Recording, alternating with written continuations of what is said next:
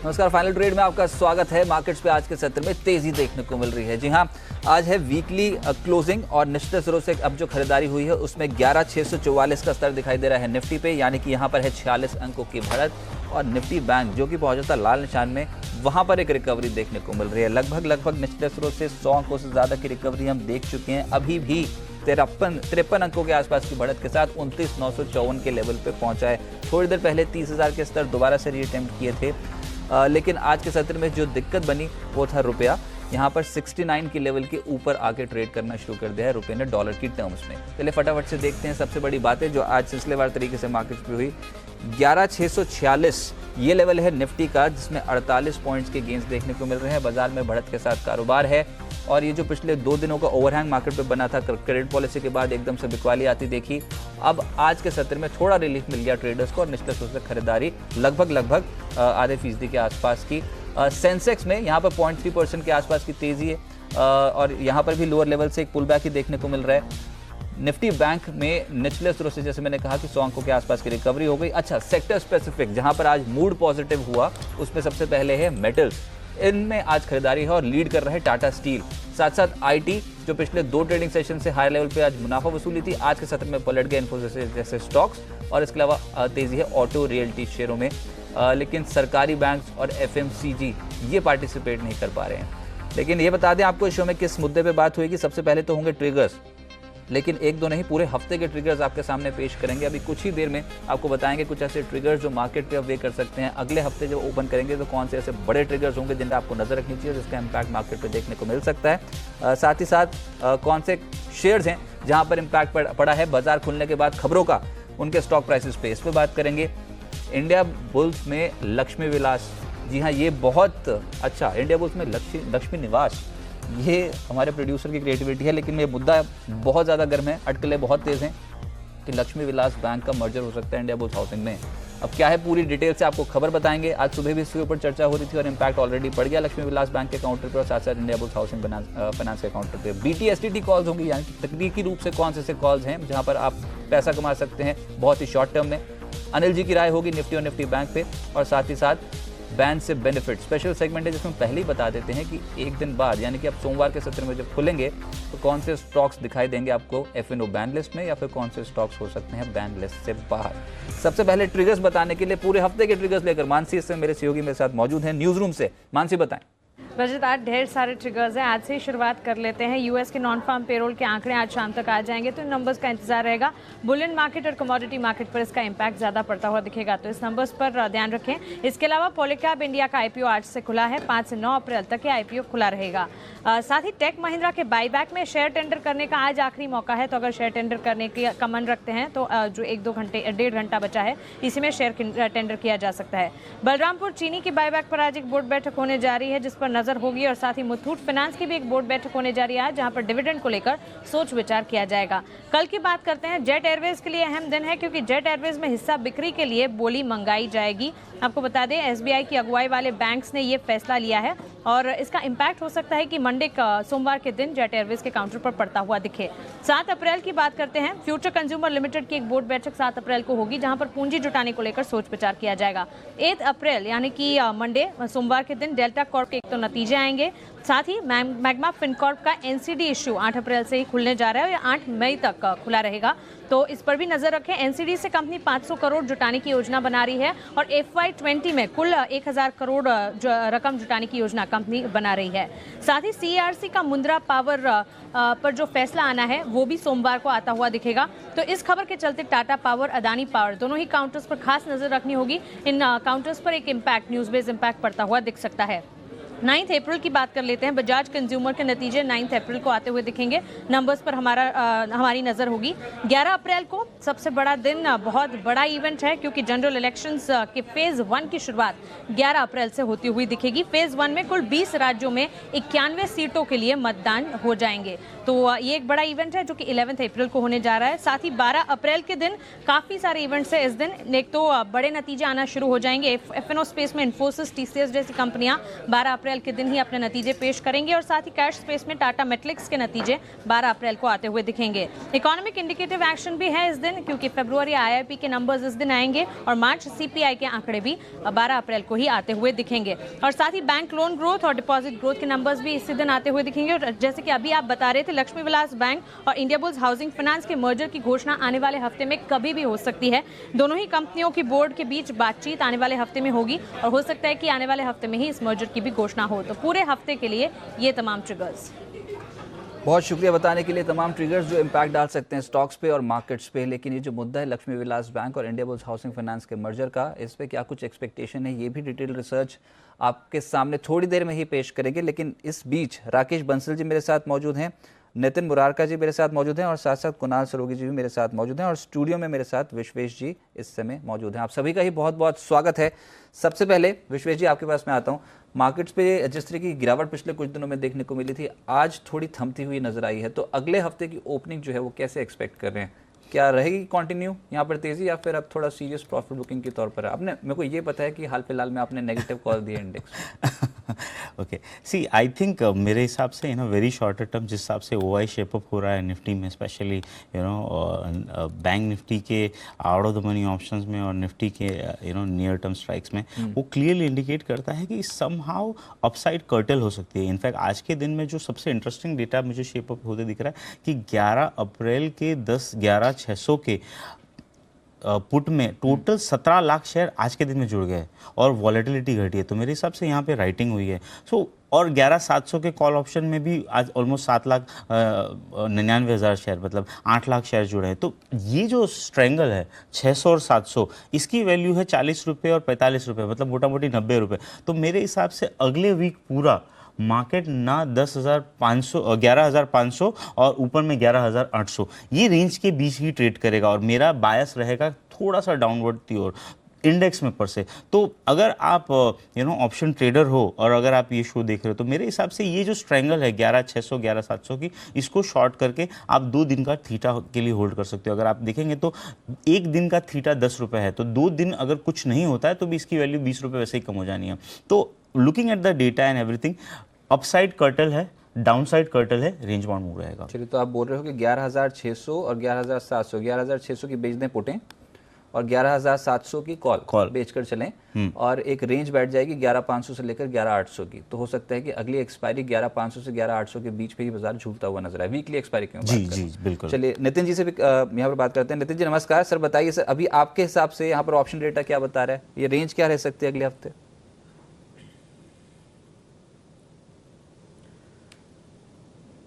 देखिए, जो डेटा बन रहा है इसमें 11,600 पे तो सपोर्ट काफ़ी अच्छा दिख रहा है, क्योंकि वीकली में भी वहाँ पे पुट राइटर्स हैं और मंथली जो कॉन्ट्रैक्ट्स हैं वहाँ पे भी पुट राइटर हैं। अगर मैं वीकली मंथली मिलाऊं तो करीब 40 लाख शेयर, 39 लाख शेयर्स का ओपन इंटरेस्ट, तो एक अच्छा बेस है। उसके नीचे 11,500 का भी बेस है और कल मार्केट में आप देखेंगे तो 11,560 570 के लेवल से बाउंस आया, तो वो एक सपोर्ट, वैलिड सपोर्ट है। तो मुझे नहीं लग रहा कि बहुत ज़्यादा कुछ मंदी है। अगर हमें 10,600 के आसपास मिलता है मौका तो वहाँ पे बाई करना चाहिए। स्टॉप लॉस जो फाइनली बन के आ रहा है 10,550, 10,560 जो कल के लोज हैं वही स्टॉप लॉस है और टारगेट यही है कि 10,620, 10,610 के आसपास मिले तो वो बेस्ट बाइंग जोन होगा, क्योंकि आपका स्टॉप लॉस ठीक दिख रहा है। Sector specific, stock specific momentum ज़्यादा रह सकता है। जैसे विश्लेष जी ने बताया कि रेंज बाउंड होने के चांसेस ज़्यादा हैं, तो मुझे लग रहा है कि जो अगला वीक होना चाहिए वो 10,600 से 10,700 के बीच में ट्रेड होनी चाहिए और 10,600 का एक सपोर्ट रहेगा और 10,700 का एक रेसिस्टेंस रहेगा। सर एक बार फिर से इस बार हम एक्सपेक्ट कर रहे हैं कि आप 11,000 की रेंज पकड़ लोगे मार्केट की, आप 10,000 की रेंज पकड़ रहे हो।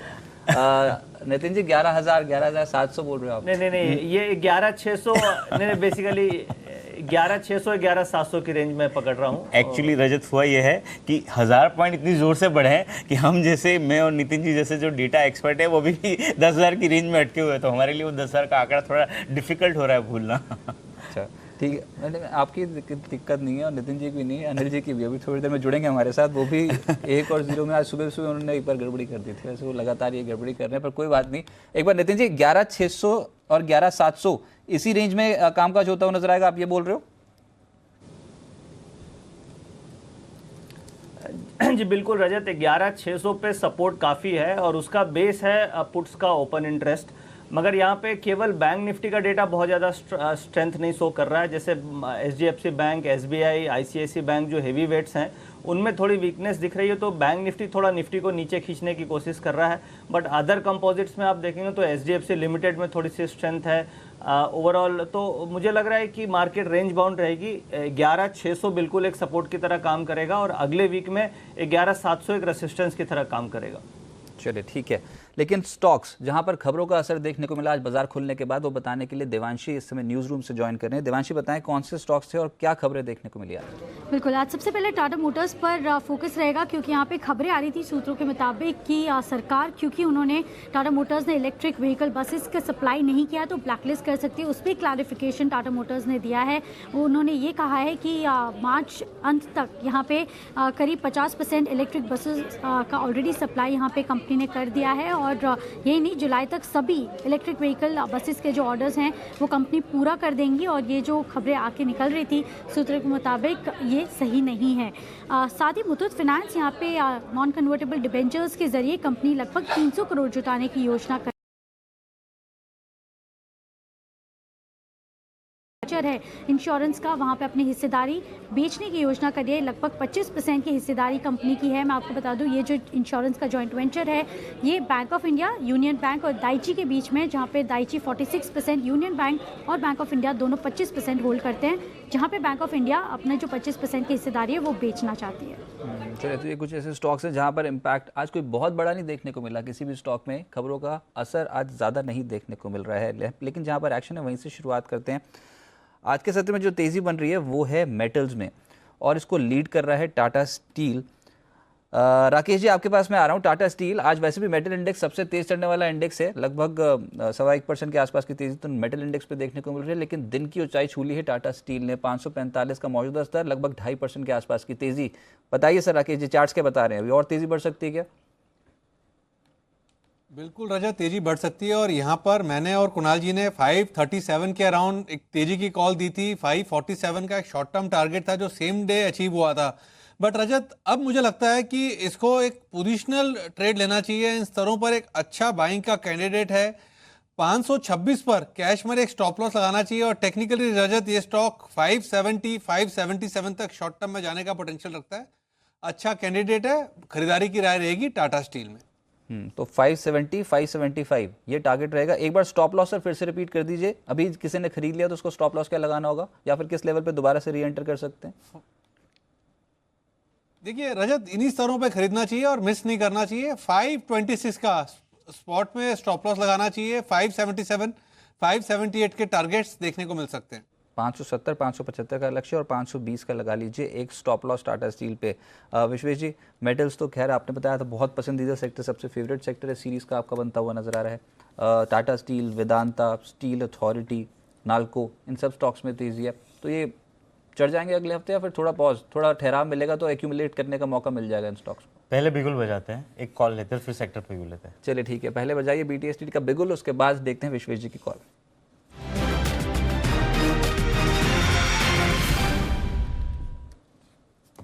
चलिए, पहले विश्वेश जी बिगुल बजाए आपके लिए, उसके बाद एक बिगुल बजाएंगे कुणाल जी के लिए। तो पहले फटाफट से बताइए अपनी कॉल। देखिए, क्योंकि मेटल्स की बात हो रही है और मेटल्स में शुरू के अप्रैल सीरीज के स्टार्ट से ही मैं बुलिश हूँ। और मेरा ऐसा मानना है relative to the large name in metal space like Tata Steel, comparatively दूसरे जो स्टील के काउंटर है, सेल या नेशनल एल्यूमिनियम, वो ज़्यादा चलेंगे। और मेरा जो प्रेफर्ड स्टॉक है आज के दिन में वो है नेशनल एल्यूमिनियम। नेशनल एल्यूमिनियम का भाव चल रहा है फ्यूचर में 56 रुपीज़ 45 पैसा। मेरा ऐसा मानना है कि स्टॉक पिछले 3 दिनों से एक बेजिंग आउट प्रोसेस कर रहा है आफ्टर अ ब्रेकआउट। तो यहाँ पे 55 का एक इमीडिएट सपोर्ट हो गया है, तो 54.70 के स्टॉप लॉस से खरीदना है। पहला टारगेट 60 होगा और दूसरा टारगेट 63 होगा।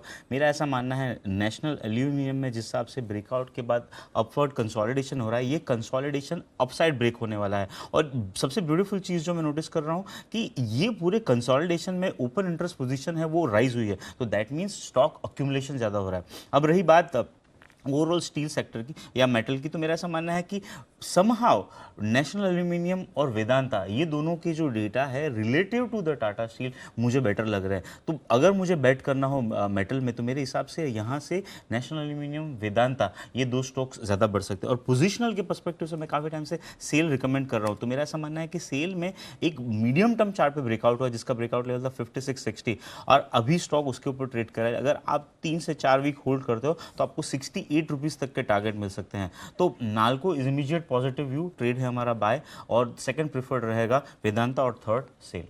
चलिए, तो ये हम नोट कर लिए, नाल्को, वेदांता और steel authority of India. NALCO पे जो टारगेट है वो है 60 और दूसरा टारगेट है 63, स्टॉप लॉस है 5470। ये सब फ्यूचर्स के लेवल्स जो हैं वो आपकी स्क्रीन पे हैं और मेटल में एक्शन है। एक और बिगुल, उसके बाद सीधा चलते हैं कुणाल जी के पास।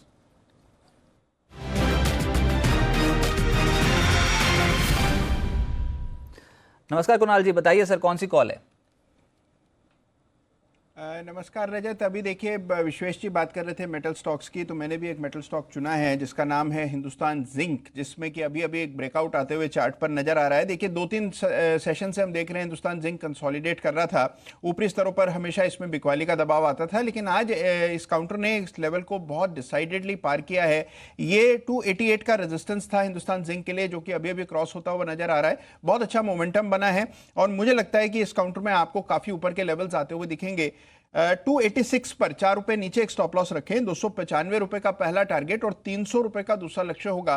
मुझे लगता है कि जल्दी आपको दोनों लेवल्स आते हुए दिखेंगे, तो मौजूदा स्तरों पर बाय करने की राय है हिंदुस्तान जिंक। सर 288 ये फ्यूचर्स के हिसाब से एक स्टॉप लॉस है। एक बार टारगेट फिर से 295 और 300 बोल रहे हो आप? नहीं रजत, 286 286 स्टॉप लॉस है फ्यूचर्स में। 295 रुपए फ्यूचर्स का पहला टारगेट और 300 रुपए दूसरा लक्ष्य होगा। चलिए, हिंदुस्तान जिंक का फ्यूचर मौजूदा सीरीज का 295 का पहला टारगेट है, 300 का लगाइए दूसरा टारगेट, लेकिन स्टॉप लॉस जरूर लगाइए 286। ये फ्यूचर्स का स्टॉप लॉस आपकी स्क्रीन पे। तो मेटल्स जैसे फ्लेवर है मार्केट का, तो उसी के साथ बढ़ते हुए कुणाल जी और साथ साथ विश्वेश जी। कुणाल जी ने बोला हिंदुस्तान जिंक खरीदने के लिए और विश्वेश जी नाल्को पे बुलिश हैं। वो बोल रहे हैं कि यहाँ से तेजी जो वो और बढ़ सकती है। संदीप जैन जी भी हमारे साथ मौजूद है। संदीप जी नमस्कार, स्वागत है सर। मेटल्स की बात हो रही है, तो ये इतनी तेजी के पीछे कारण क्या है? बहुत पिटा हुआ सेक्टर था, यहाँ पर खरीदारी हो रही है, या फिर रिजल्ट से पहले कुछ सीरियस बाइंग है और आप कुछ क्लोजली ट्रैक कर रहे हैं कंपनी को? तो उनका नाम जरूर बता दीजिए। या देखिए, मेटल्स में जब भी ग्लोबल क्यूज बेहतर होते हैं तो सर्टेनली चीन और यूएस के बीच में जो बात वार्ता है, जब भी वहाँ पे कुछ पॉजिटिविटी आती है तो सर्टेनली मेटल्स उसी की वजह से पिटे थे। और देखिए वैल्यूएशंस के लिहाज से भी काफ़ी अब सस्ते हो चुके हैं। But again global slow down की अगर जब भी बातें आती हैं तो मेटल्स में प्रेशर आता है। बट जिन लेवल्स पे अभी कुछ मेटल्स है, मेटल स्टॉक्स है, वो काफ़ी अट्रैक्टिव हो चुके हैं क्योंकि मार्केट काफ़ी चल चुका है। बट ये स्टॉक्स अभी भी अंडर परफॉर्म कर रहे हैं। तो रीज़न यही है कि जैसे कि नाल्को के बारे में बात हो रही थी, वाकई में अच्छा लगता है, इन लेवल्स पे कोई बुराई है नहीं। और JSW स्टील बहुत बढ़िया लगता है, इनफैक्ट डाउनसाइड बहुत कम लगती है। और मुझे 270-75 हर लेवल्स पे मैंने JSW को रेकमेंड किया है, मुझे वहाँ पे बहुत कन्विक्शन आता है। एक मॉइल बोल के स्टॉक है, मैंगनीज और इंडिया लिमिटेड मॉइल, वो बहुत बढ़िया लगता है। सो मेरे हिसाब से मेटल्स में कुछ ये पिक्स है जिन पे ध्यान दिया जा सकता है। बट ओवरऑल ये ट्रेडिंग बेट्स होंगे। मैं बहुत ज़्यादा कोई इन्वेस्टमेंट की अगर बात करें तो मैं जनरली इन स्टॉक्स को रेकमेंड इन्वेस्टमेंट के लिहाज से नहीं कर रहा हूँ। ये पोजिशनल कॉल्स बोल लीजिए या शॉर्ट टर्म बेट्स बोल लीजिए, उसके हिसाब से काम करें। तो मेटल्स पे आज ज़बरदस्त एक्शन है और ये एक्शन हो सकता है कि बढ़ जाए, लेकिन स्क्रीन के बॉटम पे आप नजरें टिका के रखिए, क्योंकि 84 लाख शेयरों के बायबैक को दे दी है मंजूरी बोर्ड ने बलरामपुर चीनी। और ये जो भाव है वो है 175, 142 पे चल रहा है, 143 पे चल रहा है फिलहाल, और 175 के बायबैक पे मंजूरी मिली है बलरामपुर चीनी को, के बोर्ड ने मंजूरी दी है। और ये जो कुल मिलाकर 84 लाख शेयर बोर्ड ने अप्रूव किए हैं कि वो कंपनी बायबैक कर लेगी निवेशकों से। तो एक अच्छी खबर बलरामपुर चीनी के लिए। हम सुबह से कह रहे थे कि एक अच्छी खबर आ सकती है, कि अच्छी तेज़ी बन सकती है। और आज जो हमने एक इन्वेस्टिगेटिव रिपोर्ट भी निकाली थी, उसमें भी कहीं ना कहीं बलरामपुर चीनी का नाम भी था। तो एक अच्छी तेज़ी देखने को मिल रही है। अभी भी 175 के लेवल पे बायबैक होगा, कंपनी बायबैक करने जा रही है। और इस वक्त की सबसे बड़ी खबर है बलरामपुर चीनी। बिल्कुल। अब इसमें रजत जो सबसे इम्पोर्टेंट बात है वो ये कि 175 रुपये पर जो बायबैक है, समझना ये ज़रूरी है कि ये टेंडर ऑफर है या ओपन मार्केट परचेज है। अगर टेंडर ऑफर है तो यानी कि 142 से 175 कितने हुए? 30, 32, 33 रुपये, राइट। 32 रुपये का मतलब हुआ लगभग आपका 20% प्रीमियम पर। 20% प्रीमियम हो गई यहाँ से, राइट। 20 से 22%, 23% प्रीमियम पर है यहाँ से। तो अगर टेंडर ऑफर है तब तो इस भाव में बड़ा आकर्षक है शेयर। टेंडर ऑफर है तो फिर तो, हाँ टेंडर ऑफर है तो फिर तो यहाँ से खरीदारी करके आप वायदा कारोबार में बेच के एक वो आर्बिट्राज वाला ट्रेड बना। अच्छा अच्छा, एफएनओ में रहा ही ना। मेरे को पता था कि आप वहाँ पर जा रहे हो। इसको भी निकाल दिया? हाँ, इसको निकाल, चीनी का कोई काउंटर नहीं है एफएनओ में। बड़ी नाइंसाफी है। चलिए, लेकिन ठीक है, कोई भी मीठा शेयर आप बचा नहीं हम, तो कोई दिक्कत नहीं। तो ठीक है, सिंपल है, जिनके पास है उनके लिए ठीक है।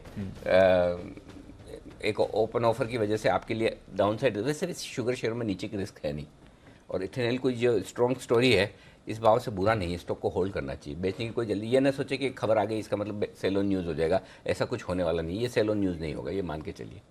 बाकी तो जैन साहब से पूछ लें, जैन साहब को भी शुगर शेयरों की ज़बरदस्त समझ है। जैन साहब क्या कहेंगे आप इस बायबैक पर?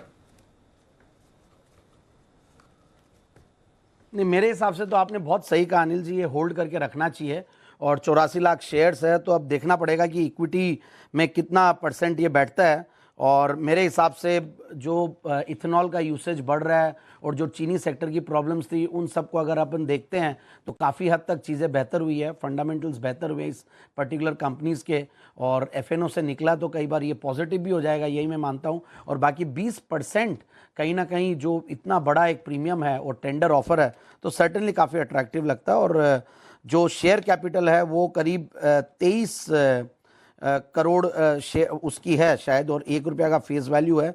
मैं देखने की कोशिश कर रहा था, बट समहाउ थोड़ा सा और एनालिसिस के साथ आएंगे, और उसमें अगर 84 लाख शेयर्स है तो ठीक है, अब देखना पड़ेगा कितना रिटेल से आएगा, क्या होगा। But overall at the face of it I think it's a good hold, और बिल्कुल यहाँ से तेज़ी बननी चाहिए मेरे हिसाब से।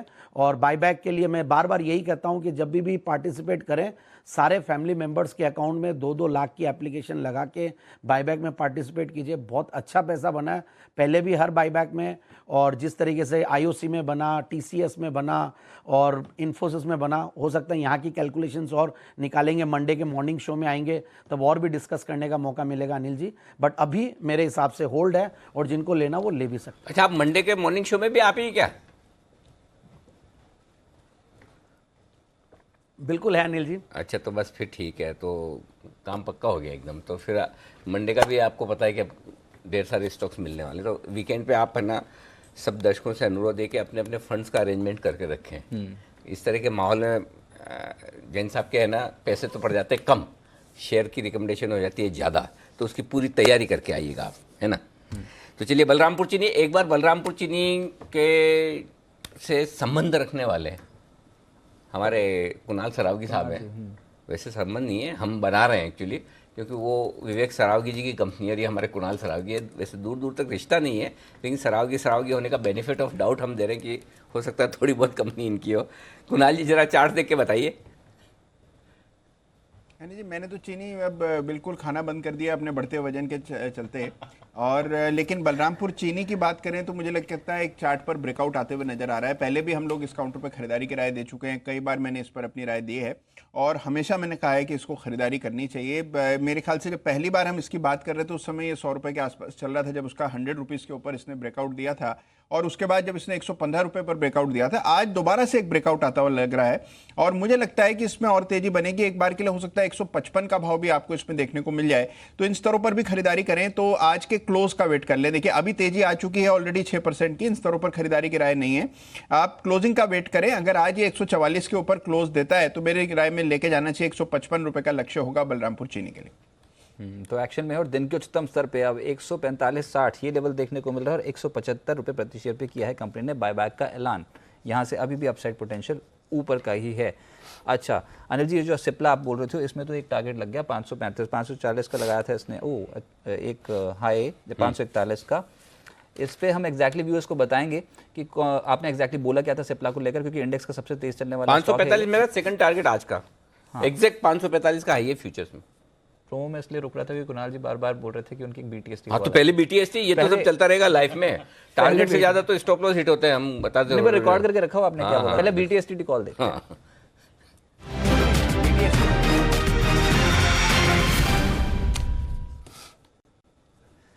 Yes sir. देखिए रजत जी, BTST कॉल नहीं है, मैं केवल आपको बधाई दे रहा था। मैंने बड़े शौक से आज रजत जी का कार्यक्रम देखा और इनको जासूस बने देखा मैंने, तो मेरा बड़ी इच्छा थी कि आपको मैं ऑन एयर बधाई दूं कि मतलब वाकई में अगर आप रजत कभी दूसरा कोई करियर चाहें तो फिल्मों में बड़ा चांस है आपका। है बॉलीवुड तो आई, मतलब भाई साहब एक मिनट, बॉम्बे तो आई चुकी। क्यों एंकरिंग अच्छी नहीं करते क्या ये? नहीं, एंकरिंग से भी ज्यादा अदाकारी करते हैं। मतलब देखिए जो अदाकारी आज इन्होंने की है जासूस होने की, कमाल है। हाँ, मतलब और जब मृत्युंजय को भी बधाई। मृत्युंजय है नहीं अभी। हाँ। मृत्युंजय थोड़ी देर में आएंगे। मृत्युंजय को भी मेरी ओर से अनिल जी बधाई जरूर दीजिएगा। और ब्योमकेश बख्शी के रोल में बहुत फिट हो रहे। और संदीप तो अपने आप को जेम्स बॉन्ड ही समझ रहे, मतलब स्टूडियो से बाहर निकलने के बाद भी, मतलब स्टूडियो तक तो ठीक है, कैरेक्टर में ऐसे घुसे हैं। लेकिन एक चीज पक्का है, मैं सोच रहा हूँ कि अब कभी ऐसा फिल्म बनाने का किसी का इरादा हो तो ठीक है।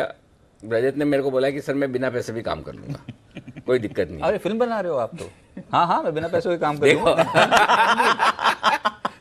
बस हीरोइन कौन सी चाहिए वो रजत से आप पूछ लीजिएगा, बाकी वो फीस नहीं लेंगे, बिना फीस के भी मूवी कर लें।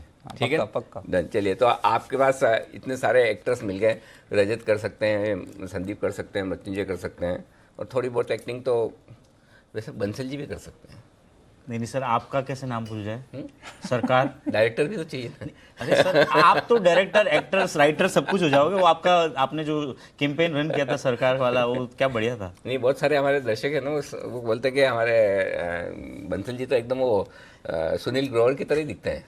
हाँ, जो गुत्थी है ना, वो जोक भी तो वैसे ही क्रैक करते हैं। हाँ बिल्कुल। तो बिल्कुल उनकी देखो, अब देखो कहीं अंधेरे में थोड़ा दिख जाए तो आदमी कंफ्यूज हो जाए। बिल्कुल। अच्छा, उनकी हाइट भी बराबर लगभग सेम है बंसल जी की, उनकी। तो बंसल जी भी अपने दो सेलिब्रिटी हैं, एक सुनील ग्रोवर, एक हमारे बंसल जी हैं। कुणाल जी कुछ कहना चाहते जी? कुणाल जी।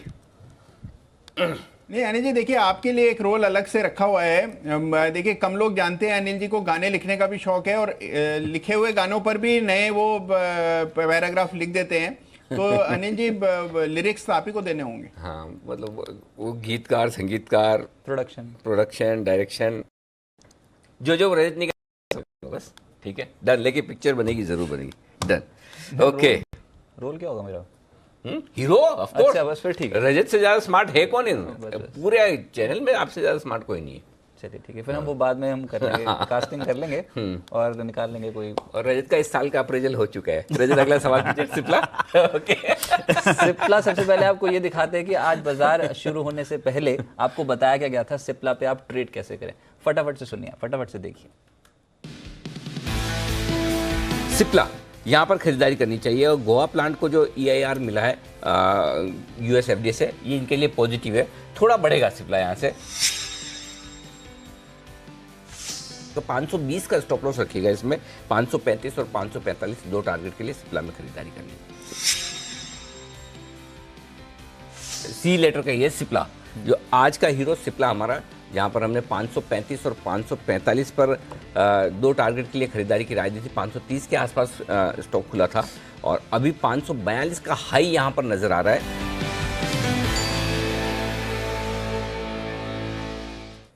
सिप्ला मौजूदा लेवल है 537, आज का हाई है 541, तो एक लेवल तो इसने आज के सत्र में अचीव कर लिया। उसके बाद जो दूसरा टारगेट है 545 का। तो सर कैरी करें इसको पोजीशन को क्या अनिल जी, या फिर अब ठीक है आज के दिन में जो तेजी थी 3% के आसपास की मुनाफा ना हो गया? 545 आज का टारगेट हो गया। वैसे तो अच्छा ही है, 545 550 तक के टारगेट हैं। बाय ऑन डिप्स वापस नीचे मिले तो ले लीजिए, 530-35 की रेंज में आएगा फिर ले लीजिए, क्या दिक्कत है। अच्छा ठीक है, लेकिन एक बड़ी और एक्सक्लूसिव खबर आने वाली है। अभी थोड़ी देर में आपके सामने एक एक्सक्लूसिव खबर आने वाली है, और इस पे आपको ज़रूर अपडेट करेंगे। बस कुछ ही समय में ये जो है ये आने वाली है। लेकिन जो आज के सत्र में एक्शन बन रहा है उसमें बजाज फाइनेंस और अल्ट्राटेक सीमेंट सुमित जी की कॉल थी, वो तो उन्होंने दी थी कल। आज सुबह किसने बात करी थी उसे अल्ट्राटेक सीमेंट के बारे में? लेकिन अल्ट्राटेक सीमेंट डेफिनेटली आज बिल्कुल लीडरशिप पोजीशन में है, और सीमेंट पैक में बहुत तगड़े रिटर्न्स इसने जनरेट करके दिए हैं। इंडेक्स में अच्छी पकड़ है, 2% की तेजी। अब ये लगभग तो सुमित बगड़िया जी ने दिया था ना, ये तो कल का कॉल है। कल का कॉल है। आज किसी ने नहीं दिया अल्ट्राटेक सीमेंट? नहीं, आज तो मैंने पूछा था बस कि भाई आपका कॉल क्या है, तो उन्होंने बोला कि अच्छा है, चलेगा, 4200 होने वाला है। तो दो चीज़ें, अच्छा 3 चीज़ें हो गई अब तो। एक तो आखिरी घंटे की स्ट्रेटेजी आने वाली है, एक एक्सक्लूसिव खबर आने वाली है, तीसरे नितिन जी भी तैयार है अपनी ऑप्शन की स्ट्रेटेजी के साथ में, तो नितिन जी ऑप्शन वाले भी रेडी हो रहे हैं। ढेर सारा एक्शन है, और मार्केट तो मजबूत है ही। तो अभी आपकी स्ट्रैटेजी आने में तो टाइम है, लेकिन अल्ट्राटेक सीमेंट इस पे राय ले लीजिए आप। हाँ, तो राकेश जी देख के बताएं, अल्ट्राटेक सीमेंट सर ये तो अब आज के सत्र में ही 4170 हो गया, इसको और कितना कैरी करें? यहाँ पर नेक्स्ट वीक के लिए भी पॉजिटिव रिटर्न एक्सपेक्ट कर सकते हैं या फिर प्रॉफिट बुक कर लें अब? नहीं देखिए रजत, प्रॉफिट बुक करने की तो जल्दबाजी बिल्कुल नहीं करनी चाहिए। जिसने ले रखा है वो शांति से बैठ के होल्ड करे और नई खरीदारी भी यहाँ पर करनी चाहिए। 4098 का एक स्टॉप लॉस लगाना चाहिए। रजत टेक्निकली ये स्टॉक 4350 तो मौजूदा स्तरों से काफ़ी ऊपर जाने का पोटेंशियल रखता है, और जो लेवल्स रजत मैं दे रहा हूँ ये स्पॉट मार्केट के लेवल्स हैं, तो अल्ट्राटेक को क्लियरली होल्ड रखना चाहिए। एंड रजत दूसरा आपसे गुजारिश है, एक चार्ट कॉर्नर का बिगुल बजा दीजिए। चलिए तो बिगुल बजाते हैं चार्ट कॉर्नर का, और उसके बाद राकेश जी और कुणाल जी का चार्ट कॉर्नर शेयर।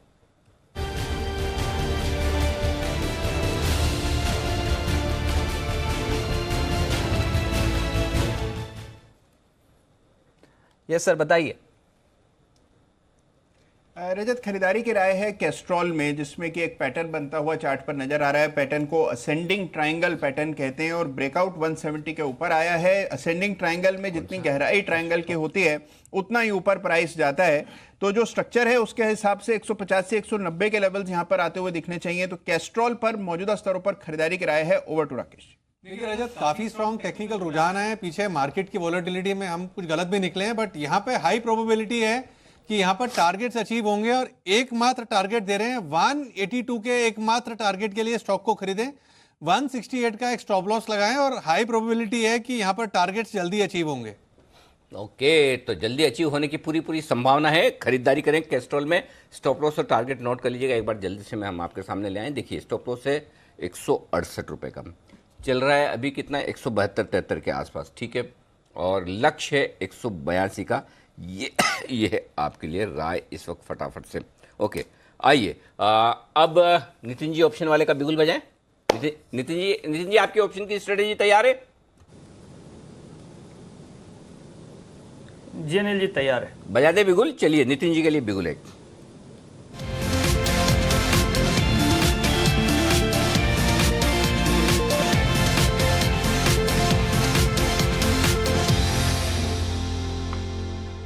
तो नितिन जी अभी वैसे कुछ पुराना अपडेट बाकी तो नहीं रहा ना? हिसाब एकदम साफ है एकदम?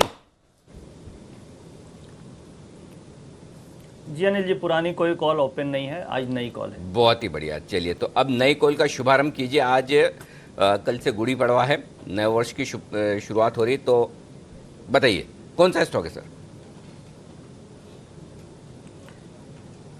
जनिल जी, आज हम लोग टाटा स्टील की 560 स्ट्राइक की कॉल ऑप्शन लेंगे, जो आपको अभी 11 साढ़े 11 रुपये में मिलेगी। करंट मार्केट प्राइस है, ये कॉल ऑप्शन लेनी चाहिए। और मुझे लग रहा है कि जो आपको 11 साढ़े 11 में मिल रही है कॉल ऑप्शन 560 स्ट्राइक की, इसका प्राइस कम से कम 20 रुपये हो जाना चाहिए। टाटा स्टील में जिस तरीके से आज डेटा फॉर्मेशन है, ओपन इंटरेस्ट का भी एडिशन दिख रहा है और वॉल्यूम्स भी अच्छे हैं, तो मुझे लग रहा है कि टाटा स्टील 2 से 3 दिनों में कम से कम 560-565 की तरफ मूव कर सकता है। यानी कम से कम यहाँ से 20 रुपये की तेज़ी बननी चाहिए। अगर ये स्टॉक 20 रुपये बढ़ता है तो कॉल ऑप्शन आपकी कम से कम 9 से 10 रुपये बढ़ेगी। यानी कि हम टारगेट 20 से 21 रुपये रखेंगे और 6 रुपये का स्टॉप लॉस होगा। ओके, 11 साढ़े 11 में खरीद लीजिए। 20 से 21 का रखिए टारगेट, और स्टॉप लॉस होगा आपका 6 रुपये का। ये है आपके लिए राय टाटा स्टील में खरीदारी करने की। बिल्कुल मजबूत है स्टॉक। आप देखिए 3-3.5% स्टॉक का फ्यूचर्स मजबूत है, 7% ओपन इंटरेस्ट भी बढ़ा है, 20 लाख। सबको मेटल पसंद आ रहा है, सबको मेटल पसंद आ रहा है। अभी थोड़ी देर पहले जब मैं बात कर रहा था तो उसमें कुणाल जी की राय हिंदुस्तान जिंक पे निकली। ओके। और विश्वेश जी ने बोला है नाल्को, ये खरीदने के लिए। नाल्को तो विश्वेश जी आपने पहले भी बोला हुआ था। जी सर। फिर से नया क्या है फिर? वैसा हुआ है कि ब्रेकआउट के बाद ब्रेकआउट के लेवल के ऊपर एक और छोटा सा कंटिन्यूएशन पैटर्न बना है, तो वो इंडिकेट करता है कि अपवर्ड फोर्स थोड़ा और फास्टर हो सकता है। तो अगर कोई नहीं खरीद चुका है या कोई खरीदना और चाहता है तो मेरे हिसाब से वो ऐड कर सकता है। ओके, तो Nelco, Hindustan zinc, Tata steel, Tata metallics किसने बोला है? राकेश जी। नहीं, टाटा स्टील तो मैंने पूछा था राकेश जी से, उन्होंने कहा कि 570-575 हो जाएगा यार। 570 तो नितिन जी भी बोल रहे हैं, यहाँ से 20 रुपये और बढ़ जाएगा, तो टाटा स्टील में भी आप कर सकते हैं खरीदारी। अच्छा, अब थोड़ी देर में एक बड़ी एक्सक्लूसिव खबर भी आने की तैयारी में है। हमारी एग्जीक्यूटिव एडिटर स्वाति खंडेलवाल हमारे साथ जुड़ेंगी, जो बताएंगी, और तब तक मैं मेरे डेटा तैयार कर लेता हूँ। और इसके अलावा ऑयल मार्केटिंग कंपनीज जो है वहाँ पर आज एक्शन थोड़ा सुधरता हुआ नजर आया। सुधरता हुआ इसलिए बोल रहा हूँ क्योंकि जो हाई लेवल पे बिकवाली थी पूरे हफ्ते हमने देखा कि OMC शेयरों में बिकवाली थी, लेकिन आज शुक्रवार का दिन और आज निश्चित रूप से HPCL, BPCL, IOC इन तीनों स्टॉक्स में देखिए रिकवरी, दिन के उच्चतम स्तर पर ट्रेड कर रहे हैं। तो संदीप जी, OMCs हिम्मत करके खरीदना चाहिए या फिर इसमें अभी अवॉइड लिस्ट में डाला जाए इन तमाम स्टॉक्स को? नहीं, अवॉइड लिस्ट में तो नहीं डालना चाहिए। इनफैक्ट ये बाय ऑन डिक्लाइंस के स्टॉक ही है।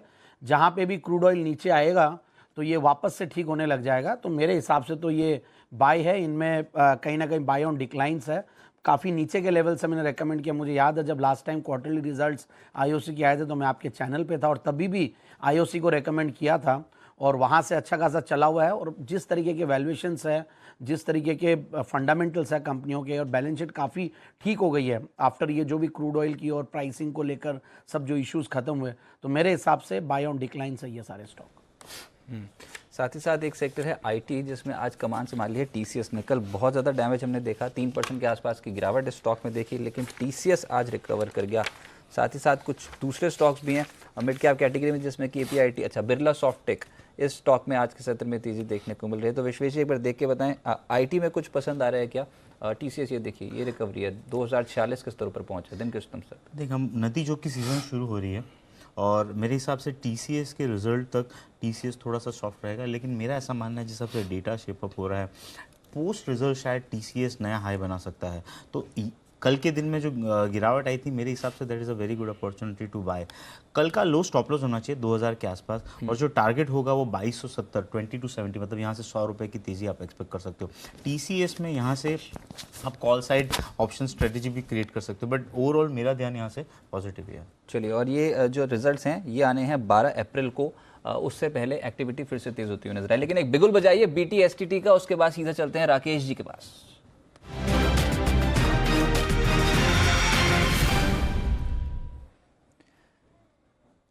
जी राकेश जी, बताइए कौन सा शेयर? देखिए रजत, अमूमन तो आप काफ़ी जल्दी ब्रेकआउट्स को पकड़ते हैं। आपने अभी शो की शुरुआत में टाटा स्टील को पकड़ा था, बट आप HDFC को मिस कर रहे हैं और मेरा बाय कॉल HDFC पर है, जिसपे पहले भी मैंने 2 दिन पहले भी बाय कॉल दिया था और वहाँ दोनों टारगेट्स अचीव हुए हैं। और अब HDFC अनचार्टेड टेरिटरी में गया है और जैसे निफ्टी खड़ा हुआ है, अगर निफ्टी को 11700 के ऊपर निकलना है तो HDFC एक अच्छा कंट्रीब्यूटर निकलेगा। स्ट्रॉन्ग बाइंग कैंडिडेट है, हाई प्रोबेबिलिटी है, नुकसान की भरपाई करेगा ये भी स्टॉक। 2049 पर HDFC पे स्टॉप लॉस लगाना चाहिए। पहला टारगेट 2100, दूसरा टारगेट 2115। इन दोनों टारगेट्स के लिए HDFC एक बेहतरीन बाइंग कैंडिडेट है। अच्छा, लगातार चढ़ रहा है स्टॉक, पिछले 4 ट्रेडिंग सेशन में स्टॉक में अच्छी रफ्तार है और अब राकेश जी बोल रहे हैं कि 2100 और दूसरा टारगेट 2150 ये रखकर आप खरीदारी कर सकते हैं और फ्यूचर्स में लगाना होगा 2049 का एक स्टॉप लॉस। HDFC दिन के उच्चतम स्तर पर ट्रेड कर रहा है, स्ट्रॉन्ग मूव है। और हाउसिंग फाइनेंस कंपनियों का वैसे भी दिन है जिसमें कैनफिन होम्स, HDFC, दीवान हाउसिंग, LIC हाउसिंग, इन तमाम स्टॉक्स में आज के सत्र में एक्शन तेज है। तो संदीप जी, ये हुआ कि क्रेडिट पॉलिसी के बाद बैंकिंग नहीं चला, हाउसिंग फाइनेंस कंपनियां एकदम से तेज होती हुई नजर आ रही हैं सर?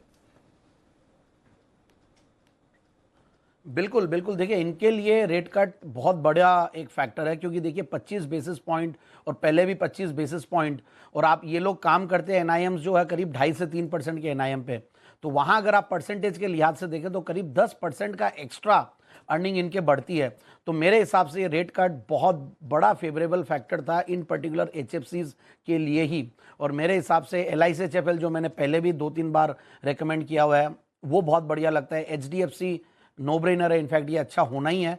और GIC हाउसिंग है छोटे स्टॉक्स में, इवन रिलायंस होम फाइनेंस को भी देखा जा सकता है, क्योंकि ग्रुप की प्रॉब्लम्स की वजह से ओवर करेक्टेड स्टॉक है और जिन लेवल्स पे आ चुका है, जो price to book value multiples है, वहाँ पे भी थोड़ा बहुत अट्रैक्शन लगता है, बट वो थोड़े से जो हाई रिस्क लेने वाले इन्वेस्टर्स हैं उनके लिए है। But LIC HFL and HDFC दोनों अभी भी बहुत बढ़िया लगता है। अच्छा, दीवान हाउसिंग सर, ये भी आप बोल रहे हो आपकी लिस्ट में शामिल है क्या? DHFL 8% की रफ्तार, सबसे तेज चलने वाला स्टॉक आज हाउसिंग फाइनेंस कंपनियों में।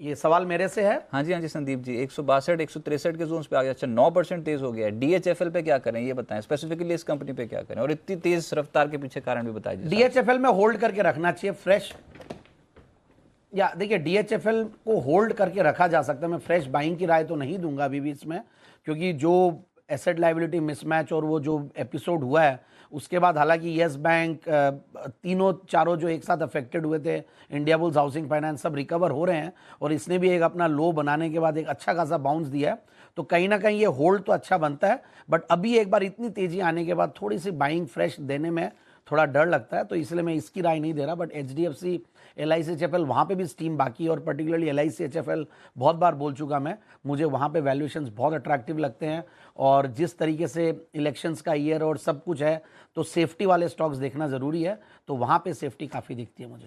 अच्छा विश्वेश जी, आप ही बताएं सर, हाउसिंग फाइनेंस कंपनियों में DHFL, HDFC, आपकी राय क्या है? मेरे हिसाब से हमने DHFL 2 दिन पहले बाय दिया था और हमारा टारगेट अचीव हो गया है। इनफैक्ट अरे मैं आज सुबह आपको याद कर रहा था, मतलब आप अकेले थे जो बोल रहे थे भाई कि DHFL, हालांकि मैं भी था आपके साथ थोड़ा थोड़ा, जी है ना। अगर बिगुल बजाते तो हम वापस एक बार दूसरा कॉल इनिशिएट करते हैं DHFL पे। नहीं, बिगुल तो हमारा बनाए इसीलिए है, आप बजवाएं जब बजवाएं, तैयार है बिगुल तो। जी सर, मेरे साथ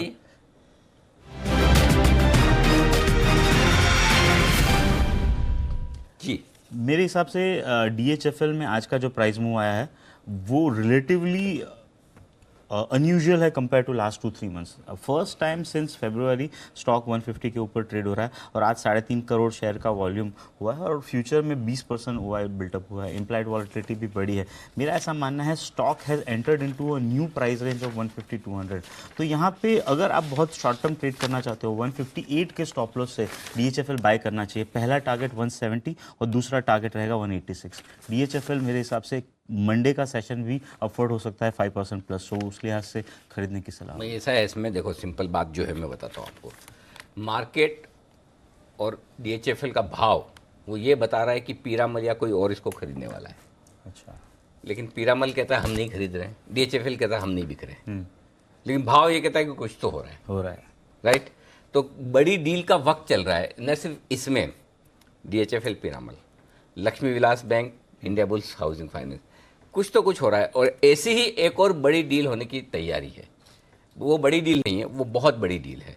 तो ये बड़ी डील, हमारी एक्सक्लूसिव खबर लेकर आ चुकी है हमारी एग्जीक्यूटिव एडिटर स्वाति खंडेलवाल हमारे साथ इस वक्त हमारे स्टूडियो में है। तो पहले स्वाति से पूछते हैं, स्वाति बताइए क्या है एक्सक्लूसिव जानकारी इस वक्त आपके पास? बिल्कुल, डील का माहौल ही चल रहा है और इसमें आपने बताया बड़ी डील होने जा रही है। तो एक कंपनी जो बड़ी इंटरेस्टिंग ये डील कंक्लूड करने जा रही है वो NIIT technologies. Okay, NIIT technologies और बेरिंग प्राइवेट इक्विटी जो फर्म है, इनके साथ डील का ऐलान जल्द ही होने वाला है।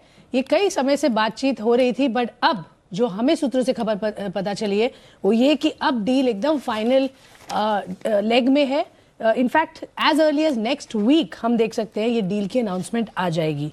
अब क्या है ये डील की डिटेल्स? आप जानते हैं कि बेरिंग प्राइवेट इक्विटी एक प्राइवेट इक्विटी फर्म है जो प्रमोटर्स की इसमें हिस्सेदारी खरीदना चाहती है। तो 30.6% जो प्रमोटर्स का स्टेक है इसमें, और बाय द वे 30.6% में NIIT जो कि पेरेंट है उसका करीब 23.54% का स्टेक है।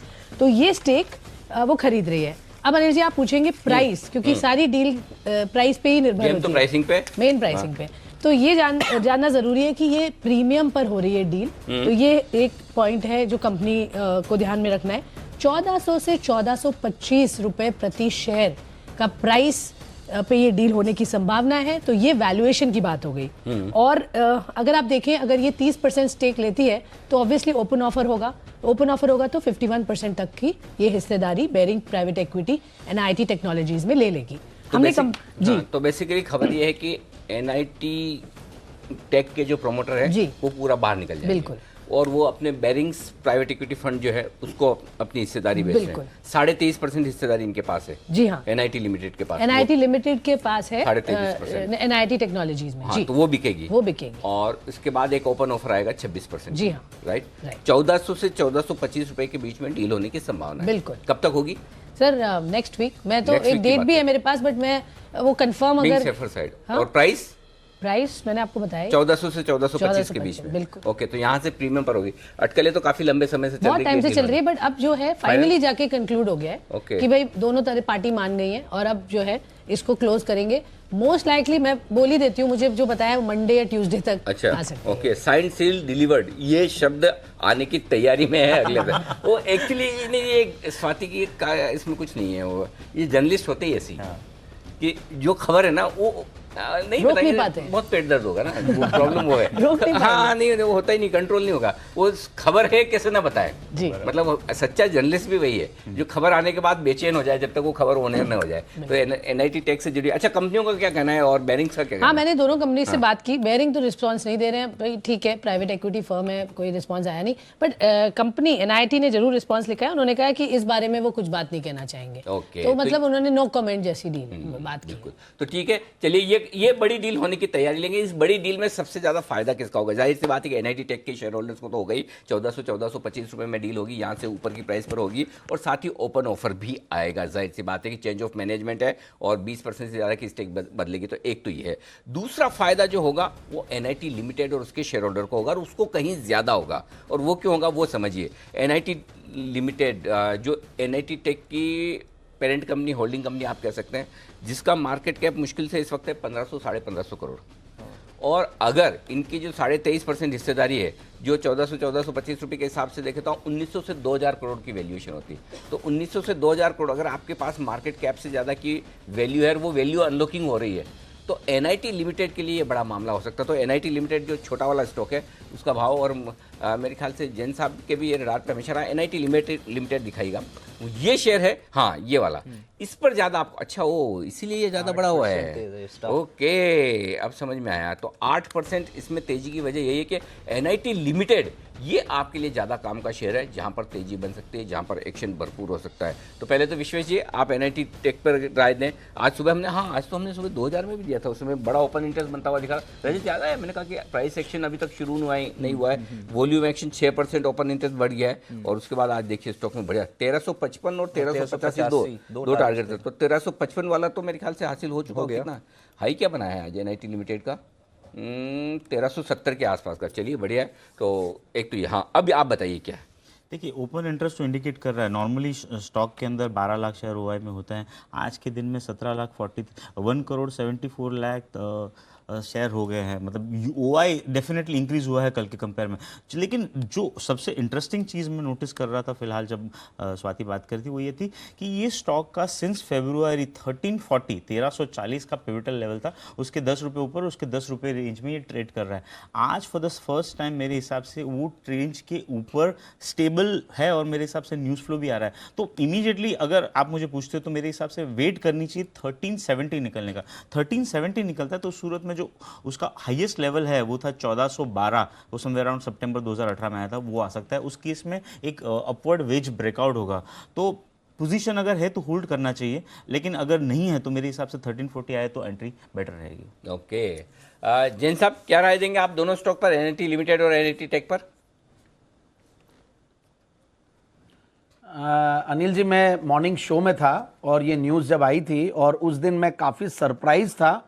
82 के लेवल्स पे ये न्यूज़ थी कि एनआईटी टेक की स्टेक बेचेंगे प्रोमोटर्स, और एनआईटी लिमिटेड उस दिन 82 था और खुला भी था 85, 86 पे, 88 तक गया, फिर से नीचे आया। तो 82 से 85 के रेंज में हमने एग्रेसिवली स्टॉक को रेकमेंड किया हुआ है, और आपके चैनल पे मैंने 2-3 बार कम से कम दी। और पहले जब भी बात होती थी तो एनआईटी लिमिटेड हमेशा देता था, क्योंकि रीज़न बिंग कि ये होल्डिंग काफ़ी बड़ी है और ये बहुत बड़ा बेनिफिशियरी इस पर्टिकुलर न्यूज़ का होगा। और आज देखिए ऑलरेडी ये काफ़ी अच्छा खासा चला हुआ है। तो कहीं ना कहीं जो आपकी जो ये न्यूज़ है सर्टनली मोहर लगने वाली है मेरे हिसाब से, मंडे, ट्यूसडे या नेक्स्ट वीक जो भी है। और जिस तरीके से भाव चले आज, मुझे लगता है कि यहाँ पे प्रॉफिट बुकिंग नहीं करनी चाहिए एनआईटी लिमिटेड में, और भी यहाँ से बिल्कुल चलेगा। और मेरे हिसाब से 115-20 का टारगेट्स आने वाले कुछ महीनों में ये दिखा देगा। जैसे ये न्यूज़ आएगी तो एक बार तो बड़ा स्पाइक आना ही चाहिए। बाकी overall we are quite bullish, और मेरे हिसाब से एनआईटी लिमिटेड बिल्कुल इन लेवल्स पे होल्ड करके रखना चाहिए, और फ्रेश बाइंग भी की जा सकती है। और नीचे आए, हो सकता है आज थोड़ा सा ज़्यादा चला हुआ है तो कभी नीचे मिले मौका तो बिल्कुल ग्रैब कीजिए 88, 90 के लेवल्स पे सर्टनली। ओके, तो ये है आपके लिए राय एनआईटी लिमिटेड और एनआईटी टेक पर। आइए चलिए, लेकिन कुछ और स्टॉक्स जहां पर एक्शन तेज है उसमें एक स्टॉक है जस्ट डायल। आमतौर पे चर्चा कम होती है इस स्टॉक की।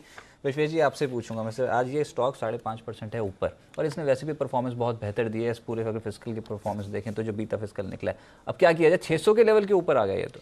देखिए, मेरे हिसाब से जिस हिसाब से आज प्राइस वॉल्यूम है, अगर यहाँ से 597 नहीं टूटता है फ्यूचर में तो 650 के लेवल देखने मिलेंगे। तो अगर कोई ट्रेडर है जो रिस्की ट्रेडर है और जो शायद ट्रेड कैरी करना चाहता है, तो मेरे हिसाब से यहाँ पे बाय करने की सलाह होगी। आपको कंजर्वेटिवली स्टॉप लॉस थोड़ा बड़ा रखना पड़ेगा क्योंकि वॉलेटिलिटी ज़्यादा रहती है। 600 रुपये का स्टॉप लॉस रखना होगा, टारगेट 650 का। अनिल जी, आपकी स्ट्रैटेजी रेडी है? नहीं तो बस फिर 2 मिनट दे दीजिए। उससे पहले ये जो आपने आज सुबह खबर बताई थी कि इंडिया बुल्स हाउसिंग और साथ ही साथ लक्ष्मी विलास बैंक का मर्जर हो सकता है, इस पर थोड़ी डिटेल्स ये लेकर मेरे सहयोगी मेरे साथ मौजूद हैं, देवांशी बताएं क्या कुछ यहाँ पर हो सकता है, और ये मर्जर, इसमें अगर आपके पास और डिटेल्स हों और बारीकियाँ हो इस मर्जर की, जो प्रोस्पेक्टिव हम बात कर रहे हैं कि हो सकता है कि ये दोनों बैंक्स का मर्जर हो जाए। बिल्कुल, तो यहाँ पे सूत्रों के मुताबिक यही खबर आ रही है कि आज या फिर अगले हफ्ते तक ये जो विलय है वो ख़त्म होता हुआ दिखेगा। काफ़ी समय से यहाँ पे बातचीत चल रही है इस विलय पर लक्ष्मी विलास बैंक और इंडिया बुल्स हाउसिंग फाइनेंस के बीच, लेकिन जो शेयर एक्सचेंज रेशियो है उस पर यहाँ पे थोड़ी सी दिक्कतें थी, लेकिन अब मानने में आ रहा है कि अब ये भी पूरी हो गई है, तो विलय अब कंप्लीट होता हुआ दिख सकता है। फाइनल जो अनाउंसमेंट है, घोषणा है, वो यहाँ पर होती हुई दिख सकती है अगले हफ्ते तक। अब सबसे पहले तो सिनर्जीज़ पर बातचीत कर लेते हैं कि क्या फ़ायदा हो सकता है। सबसे पहले अगर इंडिया बुल्स हाउसिंग फाइनेंस की बात करें तो यहाँ पे आरबीआई की तरफ से अगर आप देखें तो बहुत ही कम कंपनीज हैं जिनको बैंकिंग लाइसेंस मिलता है, और इसीलिए एनबीएफसीज यहाँ पे बैंक के साथ विलय करती है। अब इंडिया बुल्स हाउसिंग फाइनेंस को भी यहाँ पे एक बैंक बन जाएगी और रिटेल स्पेस में यहाँ पे कंपनी एंटर करेगी।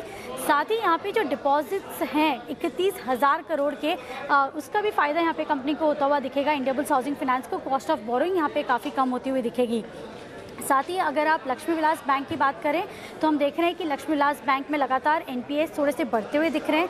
हालांकि इंडिया बुल्स हाउसिंग फाइनेंस के एनपीएस थोड़े से कम है, तो ये थोड़ी सी जो है एडजस्ट होता हुआ दिखेगा। इसके अलावा कंपनी के पास काफ़ी कैश है, लगभग 21,000 करोड़ का, तो वो भी यहाँ पे लक्ष्मी विलास बैंक यूज़ कर सकती है। और साथ ही जो एडिक्वेसी रेशियो है वो 7.5% है लक्ष्मी विलास बैंक का, इंडिया बुल्स हाउसिंग फाइनेंस का 20% से ज़्यादा है।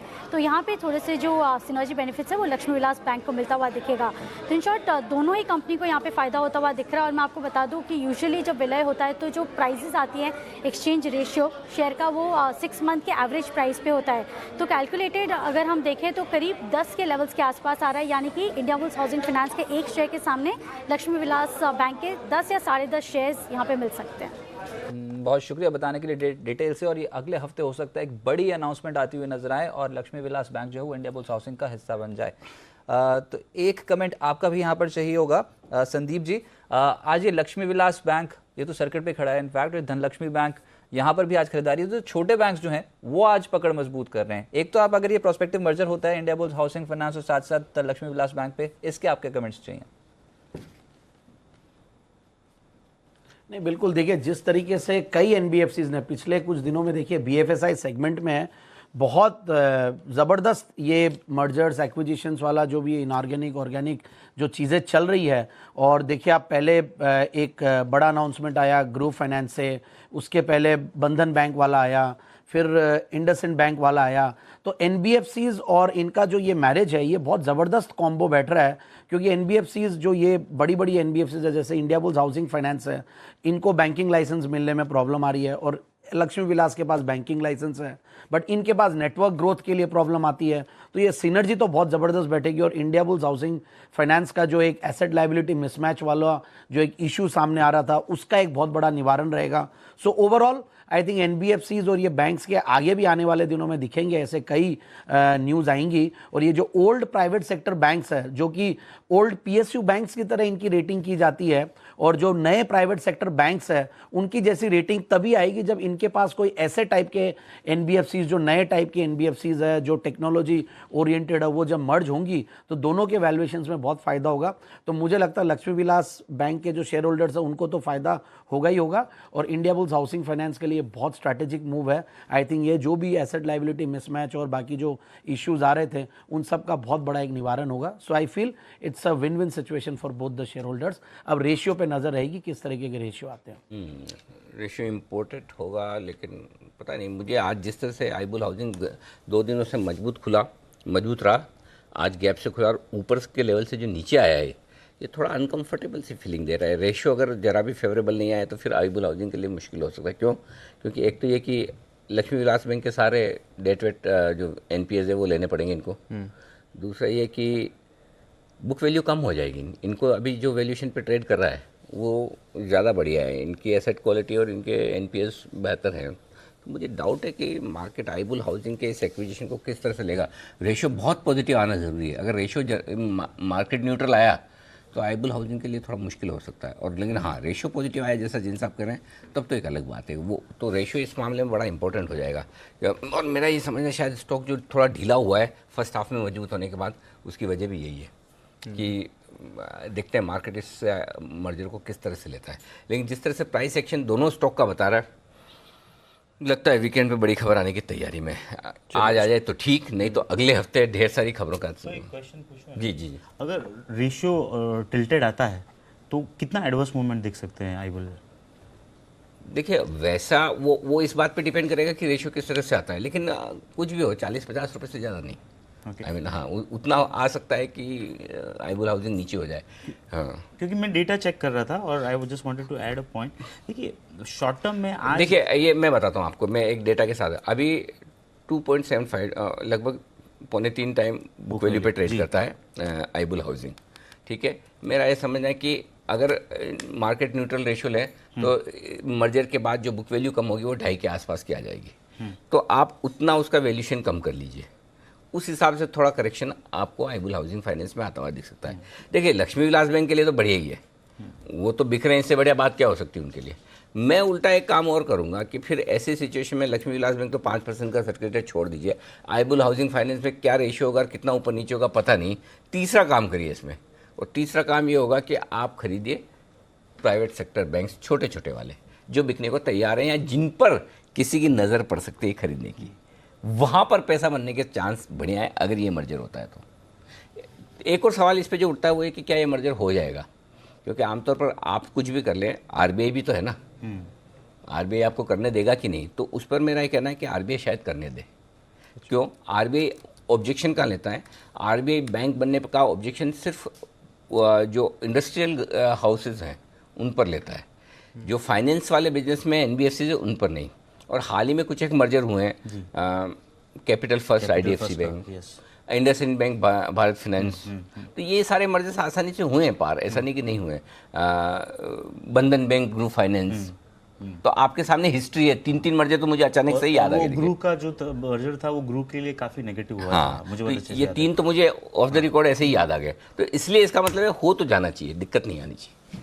और जो आप छोटे बैंक्स बोल रहे हो उसमें धनलक्ष्मी, साथ साथ साउथ इंडियन बैंक, ये सबसे बेस्ट साउथ इंडियन और फेडरल बैंक, ये सब तेज हैं आज के साथ। धनलक्ष्मी 10% ऊपर, धनलक्ष्मी 10%। साउथ इंडियन बैंक में भी अच्छी तेजी है दिन के धनलक्ष्मी में वो है ना, लक्ष्मी विलास बैंक का लक्ष्मी भी तो है तो वहीं से धनलक्ष्मी बैंक और लक्ष्मी विलास बैंक, लक्ष्मी कॉमन है इसमें। पर छोटे बैंक्स में खरीदारी है। लेकिन अब आपकी स्ट्रैटेजी का वक्त हो चला है, वक्त हो चला, मैं तैयार हूं। ओवर शूट कर दिया वैसे, कोई बात नहीं, टाइमलाइन है। लेकिन निफ्टी 38 पॉइंट्स ऊपर है। सबसे पहले देखते हैं अंतर्राष्ट्रीय क्यू, पहले बजाइए बिगुल, उसके बाद देखते हैं इंटरनेशनल क्यूज और उसके बाद स्ट्रैटेजी।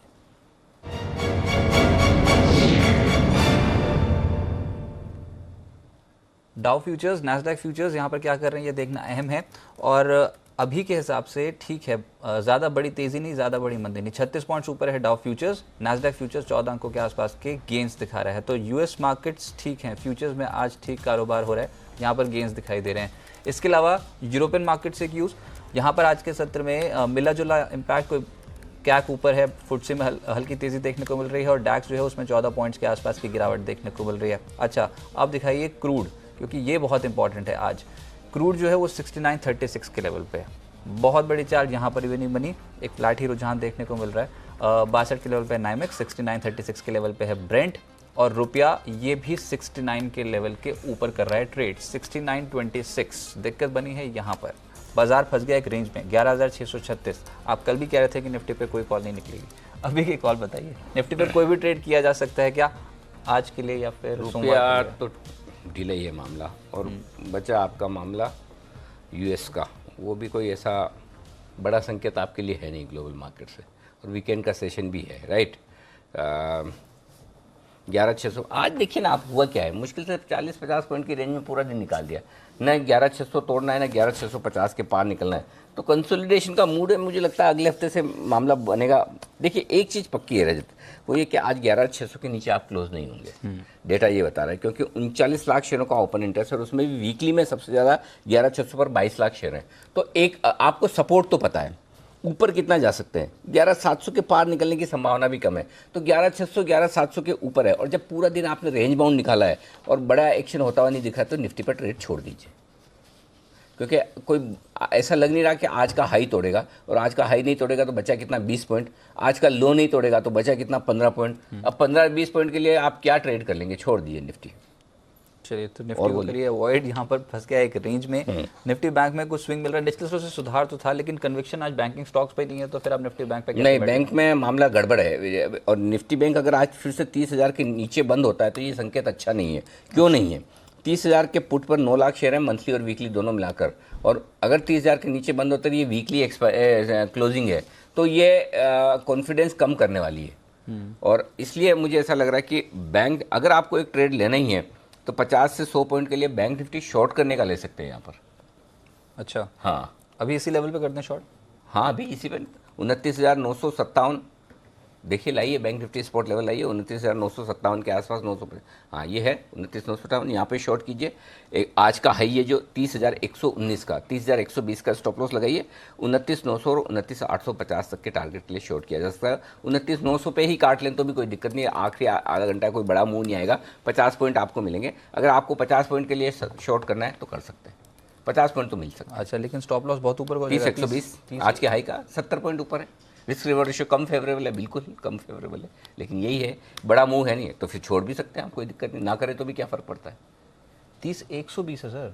हाँ, 30,120 मतलब कितना, सॉरी 30,120, सॉरी 30,000, हाँ सॉरी 30,000 का, ये 1 और 0 में, अभी राकेश बंसल से भी यही बात कर रहा था कि 1 और 0 में थोड़ा हो जाता है। रजत, आपकी और मेरी एज में एक जनरेशन का फ़र्क है, मेमोरी कहीं तो मेरी जाके, ये तो फिर भी ठीक है, या तो 100 का ही गड़बड़ हुआ, तो 50 रुपए कमाने के लिए निफ्टी में तो सुबह मेरा 1000 का होता है। हमारा भी तो 1000 हो गया, मेरा, नितिन जी का, सबका 10,700 ही बोल रहे हैं हम लोग, 10,600 10,700। अच्छा, ऐसा है क्या? तो मुझे लगा मैं अकेला ऐसा आदमी हूँ। 10,000 पॉइंट इतनी 30 से बड़ा है, और हम लोग वो डेटा वाले अभी तक आपको बता नहीं सकता, मुझे इतनी अच्छी अरे पहले ये स्ट्रेटजी चल रही है, 30-20 का लगाना है स्टॉप लॉस, 30,020 का 30,020 का। अच्छा, फिर ठीक है, 30,000 का ही लगा लीजिए, खाली छोड़िए 30,020 भी क्यों करते, 30,000 का ही लगा लीजिए, 30,000 का स्टॉप लॉस और 29,900 का टारगेट, बस ठीक है। 60 पॉइंट ऊपर स्टॉप लॉस है, 60 पॉइंट नीचे का टारगेट, 60 पॉइंट ऊपर 60 पॉइंट नीचे, 30,000 का एक लगाइए स्टॉप लॉस, वो भी करना है, किसी को करना ही है तो ना करे तो भी चलेगा, 60-50 पॉइंट के लिए। चलिए ठीक है, 29,900 29,850 ये टारगेट रहेंगे, और 30,000 ये लगाइए एक स्टॉप लॉस। हायर लेवल पे हो सकता है कि फिर से स्लिप करते हुए नजर आए, ऊपरी स्तरों पर बिक वाली देखने को मिले, लेकिन निफ्टी बैंक में कोई एक स्टॉक तो ऐसा होगा जहां पर आज के सत्र में एक्शन जो है वो तेज पड़ रहा है। आरबीएल बैंक सबसे तेज चलने वाला स्टॉक है, लगभग 3.25% के आसपास की तेजी। कुणाल जी, आरबीएल बैंक 667 के लेवल पे कैसा लग रहा है सर? कैरी किया जा सकता है नेक्स्ट वीक के लिए, जिनके पास भी तेजी की पोजीशन हो? बिल्कुल करना चाहिए रजत, मुझे लगता है कि आज एक पैटर्न भी कैंडलस्टिक्स में बनता हुआ नजर आ रहा है। 666 का मौजूदा भाव है, बिल्कुल आरबीएल बैंक में और तेजी बनेगी, और आज अब देखिए डे हाई पर ट्रेड हो रहा है, जबकि बैंक निफ्टी में कमजोरी देख रहे हैं, तो मुझे लगता है कि स्ट्रक्चर अच्छा है, आरबीएल बैंक बाय करना चाहिए। स्टॉप लॉस 650 पर रखें, 685 रुपए का टारगेट मुझे लगता है कि नेक्स्ट वीक आते हुए दिखेगा। लेकिन दबाव है आज स्टेट बैंक ऑफ इंडिया पे 317 के लेवल के नीचे। अच्छा, bank of Baroda, Punjab national bank, ये तमाम निफ्टी बैंक के कंपोनेंट्स यहाँ पर आज के सत्र में दबाव देखने को मिल रहा है। विश्वेश जी, पीएसयू बैंक मुनाफा वसूली शुरू हो गई है, इस पूरे हफ्ते हमने देखा ऊपरी स्टॉप पर टिक नहीं पाए, निजी बैंक के कंपैरेटिव ज़्यादा टूटे हैं इस शेयर। ये स्टेट बैंक ऑफ इंडिया इस पे क्या करना चाहिए? बहुत तेज़ रफ्तार में था फिलहाल। देखिए, स्टेट बैंक ऑफ इंडिया की जहाँ तक मैं बात करूँगा ना रजत, तो मेरा ऐसा मानना है कि बहुत ही, मतलब ये इतना इम्पोर्टेंट लेवल से फेल हो रहा है कि अगर ये लेवल क्रॉस हो गया तो कुछ भी हो सकता है, लेकिन फिलहाल के लिए 325 on a weekly closing basis, ये आप मानिए, मैं डेट के साथ बोलूँगा, फर्स्ट टाइम 25 जनवरी 2018 को इसने इंट्रा वीक हाई बनाया था 332 का, लेकिन उसका जो क्लोज आया था वो 313 का आया था, और उसके बाद में स्टॉक नीचे में अगले 10 वीक में 230 चला गया था। उसके बाद में वापस ये स्टॉक ने 10 अगस्त 2018 में इंट्रा वीक हाई बनाया था 325 का और क्लोज आया था 303, उसके बाद में नीचे में वापस ये 260 तक बिक गया। अब इस बार भी सेम चीज़ हुई है कि इंट्रा वीक हाई है 333 का और क्लोज दे रहा है उसके नीचे 320 के आसपास, तो is it going to go down मुझे नहीं पता। लेकिन ये जो वीकली हाई है स्टेट बैंक का 335 के आसपास, मेरे हिसाब से अब जब तक क्रॉस नहीं होता है स्टेट बैंक में मैं खरीदारी नहीं करूंगा। अच्छा, तो ठीक है, स्टेट बैंक को फिलहाल तो यहाँ पर अवॉइड लिस्ट में ही डालें, थोड़ी तेज़ी बनती है तो फिर से इसको लिया जा सकता है। लेकिन एक स्टॉक है सुवेन लाइफ साइंसेज, ये हाल फिलहाल में अभी खबर भी की थी, मेरे ख्याल से कल के सत्र में थी कि इनको 4 कंट्री से एक प्रोडक्ट पेटेंट मिला है और ये फिर से चल पड़ा है। लगभग 3% के आसपास की 2% के आसपास की तेजी है, दिन के उच्चतम स्तर पे 262। राकेश जी देख के बताएं सर, 262 के लेवल पे सुवेन कैसा लग रहा है कैश मार्केट में?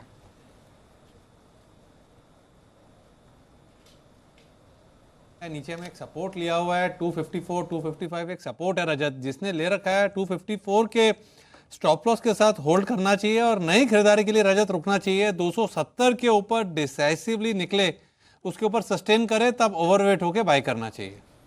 अच्छा, एक स्टॉक है रेडार पर, वो है इंटेलेक्ट डिज़ाइन। यहाँ पर भी कैश मार्केट में ही खरीदारी हो रही है, पर चार्ट्स दिखाइए क्या कुछ यहाँ पर दिखा रहा है। ओ, ये है तेजी, 4% के आसपास तेजी और दिन के उच्चतम स्तर पे 225 के लेवल पे। कुणाल जी आप देख के बताएं सर, 225 पे क्या करें इंटेलेक्ट डिज़ाइन पे? देखिए मेरी राय में रजत होल्ड करना चाहिए। जिस तरह का स्ट्रक्चर है इस काउंटर में, निचले स्तरों से बहुत अच्छी रिकवरी आई, वी शेप्ड रिकवरी हमने देखी ऑलमोस्ट, और मुझे लगता है कि और एक्सटेंड करेगी। 240 के आसपास अगला बड़ा रेजिस्टेंस है, तो और इसमें अपसाइड की गुंजाइश दिखती है। 220 पर एक टाइट स्टॉप लॉस रखे, 240 के लिए मुझे लगता है होल्ड करना चाहिए। अच्छा, एक बार ये प्लाईबोर्ड से जुड़ी जो कंपनी है सेंचुरी प्लाई, ग्रीन प्लाई, ये स्टॉक्स दिखाइए और ये क्या कर रहे हैं, ये जानना अहम है, क्योंकि अभी जो यहाँ पर आंकड़े आए वहाँ पर तेजी का रुख ग्रीन प्लाई में तो एटलीस्ट मैंने देख लिया कि तेजी है। हाँ, सेंचुरी प्लाई में 3.5%। एक बार ग्रीन प्लाई दिखाइए। यहाँ पर आमतौर पर वॉल्यूम्स भी सेंचुरी प्लाई के मुकाबले थोड़े कम ही देखने को मिलते हैं, लेकिन ग्रीन प्लाई आज के सत्र में अच्छी तेजी में कामकाज कर रहा है, 5% के आसपास की तेजी है। कुणाल जी कोई है यहाँ पर प्राइस वॉल्यूम एक्शन देखने को मिल सकता है या फिर इसको वर्ल्ड लिस्ट में डाला जाए, ग्रीन प्लाई, सेंचुरी प्लाई जैसे स्टॉक्स को? देखिए आज जरूर एक मोमेंटम बनता हुआ दिख रहा है रजत, एक राउंडिंग बॉटम पैटर्न भी बना है। ग्रीन प्लाई काफी समय से सबड्यूट था, अब इसमें एक ब्रेकआउट आता हुआ नजर आ रहा है। मुझे लगता है कि ऊपर के लेवल्स आएंगे और एक बार दोबारा ये 180 189 के लेवल्स दिखा सकता है, तो यहाँ से 10 से 15 रुपए की तेजी की गुंजाइश बिल्कुल दिखती है। मुझे लगता है जिनके पास है होल्ड करें, 165 रुपए पर स्टॉप लॉस रखे, 189 का लक्ष्य होगा। तो यहाँ पर होल्ड किया जा सकता है, इसमें आने वाले समय के लिए तेजी बन सकती है।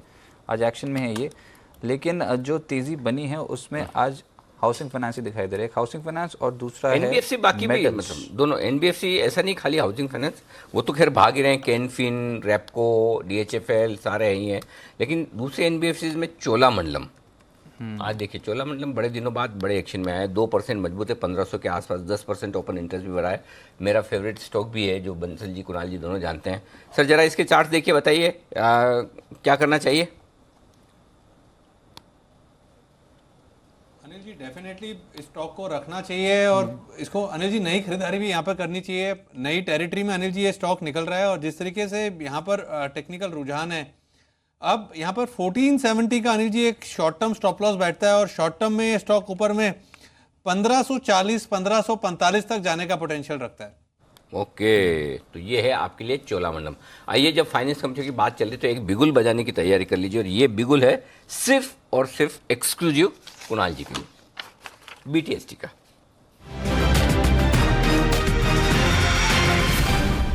बताएं सर। यानी जी देखिए, एनबीएफसी की बात हो तो जो सीधा स्टॉक मन में आता है वो बजाज फाइनेंस और बजाज फिनसर्व है। मुझे लगता है कि बजाज फाइनेंस को बाय करना चाहिए। देखिए जिस तरह से Indiabulls housing finance Lakshmi Vilas bank को अक्वायर कर रहा है, मुझे लगता है कि डेफिनेटली यहाँ पर भी कुछ मोमेंटम आपको देखने को मिलेगा। बजाज फाइनेंस में हमने एक बड़ी तेजी आते हुए देखी है, लगातार ये स्टॉक आउट परफॉर्म कर रहा है और 3130 के लेवल पर मौजूदा ट्रेड कर रहा है। मुझे लगता है कि यहाँ पर आपको नए लेवल्स आते हुए दिखेंगे। मौजूदा स्तरों पर बाय करें। यहाँ स्टॉप लॉस 3085 पर 3085 पर रखें। 3165 का पहला टारगेट और 3190 का दूसरा लक्ष्य होगा। बाय करने की राय है बजाज फाइनेंस पर। तो बजाज फाइनेंस स्टॉक पर रखें नजर। यहाँ पर फिर से दिन की उच्चतम स्तर के आसपास होना शुरू हो गया है ट्रेड, 2% के आसपास की तेजी है, 3127 ये लेवल इस समय फ्यूचर्स पे देखने को मिल रहा है। एक बार टारगेट स्टॉप लॉस की प्लेट जो है वो आपकी स्क्रीन पे है। 3165 पहला टारगेट, उसके बाद 3190 दूसरा टारगेट और 3085 ये लगाना होगा एक स्टॉप लॉस। एक स्टॉक आया है मेरे रडार पर, एक बार पीवीआर एक बार देखना होगा। फ्राइडे है ना आज तो। हाँ, आइनॉक्स भी तेज है, फ्राइडे बंसल जी खर्चा करते हैं ना फ्राइडे के दिन तो। और आपकी पिक्चर भी रिलीज हो रही है। रॉ हाँ, आपकी पिक्चर रिलीज हो रही मेरी नहीं हो रही है सर, मतलब आज एक शो किया था, एक छोटा है। सा किरदार था उसमें बस, छोटा सा किरदार। पर ये देखिए पीवीआर, ये मल्टी स्टारर मूवी थी हमारी रॉ, जिसमें रजत शेरलॉक होम्स बने थे, शेरलॉक होम्स, और जेम्स बॉन्ड बने हमारे संदीप, और मृत्युंजय बने ब्योमकेश बख्शी। और हमारे लिए मुश्किल हो रहा था कि तीनों में से कौन सबसे बढ़िया है। ये हमारे अकबर एंथोनी जैसा हो गया मामला, तो तीनों ही एकदम सुपरस्टार लग रहे थे हमारे। आइए तो पीवीआर पे राय ले ली जाए। पीवीआर पे लें किसे? कुणाल जी बताइए फिर। नहीं बंसल, नहीं गलत, ये पीवीआर बंसल जी। मूवी ज्यादा देखते हैं बंसल जी? ज़्यादा देखते हैं, मतलब सारी देखते हैं? ज़्यादा कहाँ, हर फ्राइडे देखते हैं बस। अरे क्या बात है। बंसल जी बताइए।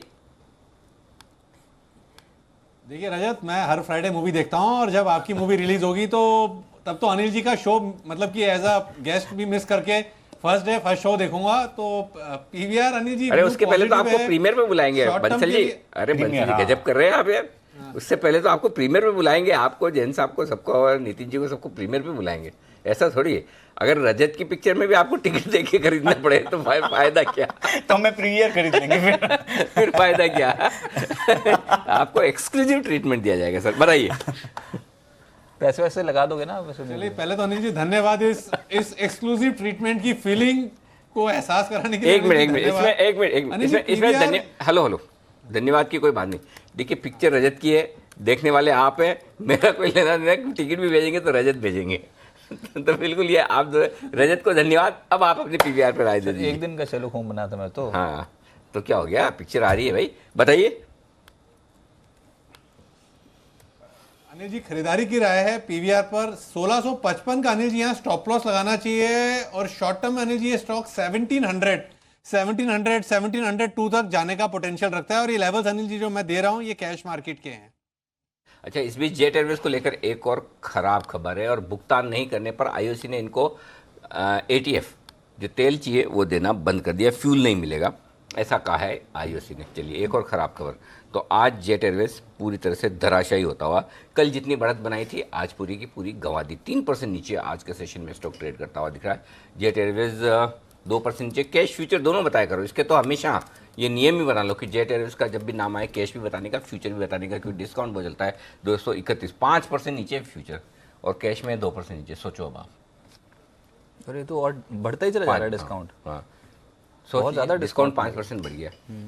कल लोगों को लगा था कि शॉर्ट कवरिंग कर ले, बैन में है, लेकिन उसके बावजूद आज फिर से बिकवाली का दबाव है। तो ये है जेट। विश्वेश जी कहना चाहते हैं? विश्वेश जी जेट में कुछ बोलना चाहते हैं? ट्रेड हाँ बिगुल बजाइए, बिगुल, और लाइए भाई बिगुल बजाइए विश्वेश जी के लिए। BTST